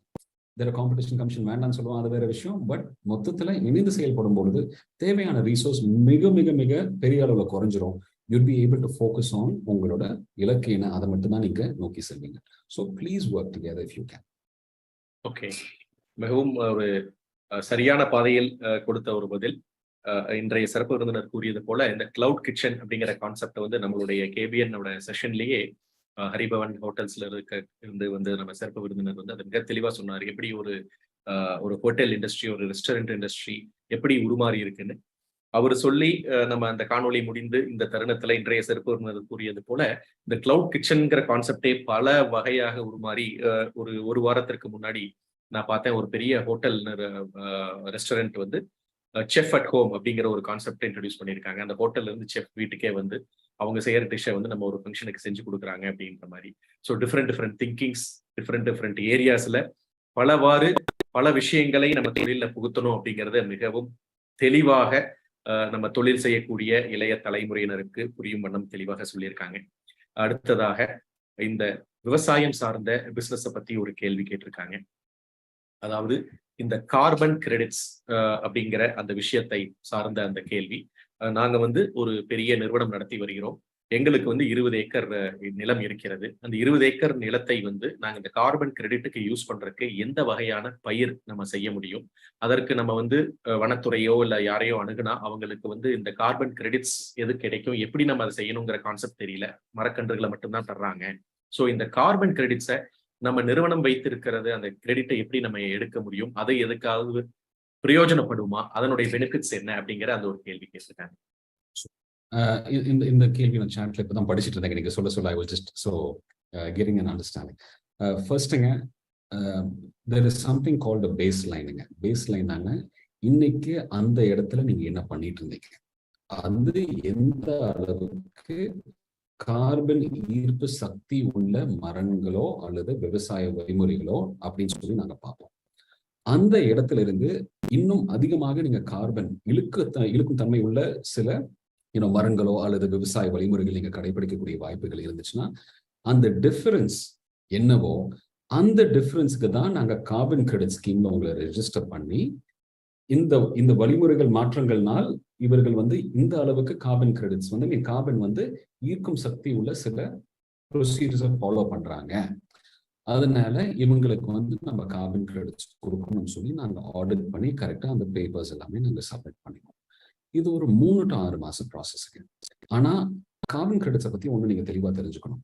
அந்த ப்ராசஸை நீங்க மறுபடியும் அடுத்த ஒரு 5 வருஷத்துக்கு நீங்க தொடர்ந்து பண்ணுவீங்களா, 10 வருஷத்துக்கு நீங்க தொடர்ந்து பண்ணுவீங்களா, அந்த மாதிரி சில கேள்விகள் எல்லாமே இருக்கும்.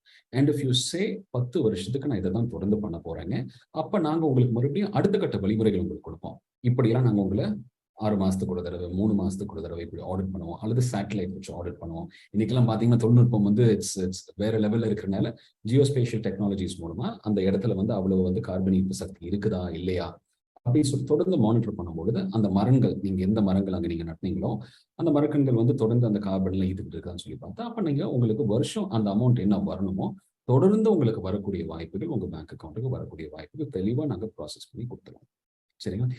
எந்த மரங்கள் நீங்க நட்டினீங்கன்னா அது வந்து எந்த அளவுக்கு உங்களுக்கு கார்பன் எமிஷன்ஸ் வந்து கொடுக்கும் சொல்றது அந்த இடத்தோடைய தன்மைக்கு தகுந்த மாதிரி தான் நம்ம பார்க்கணுங்க.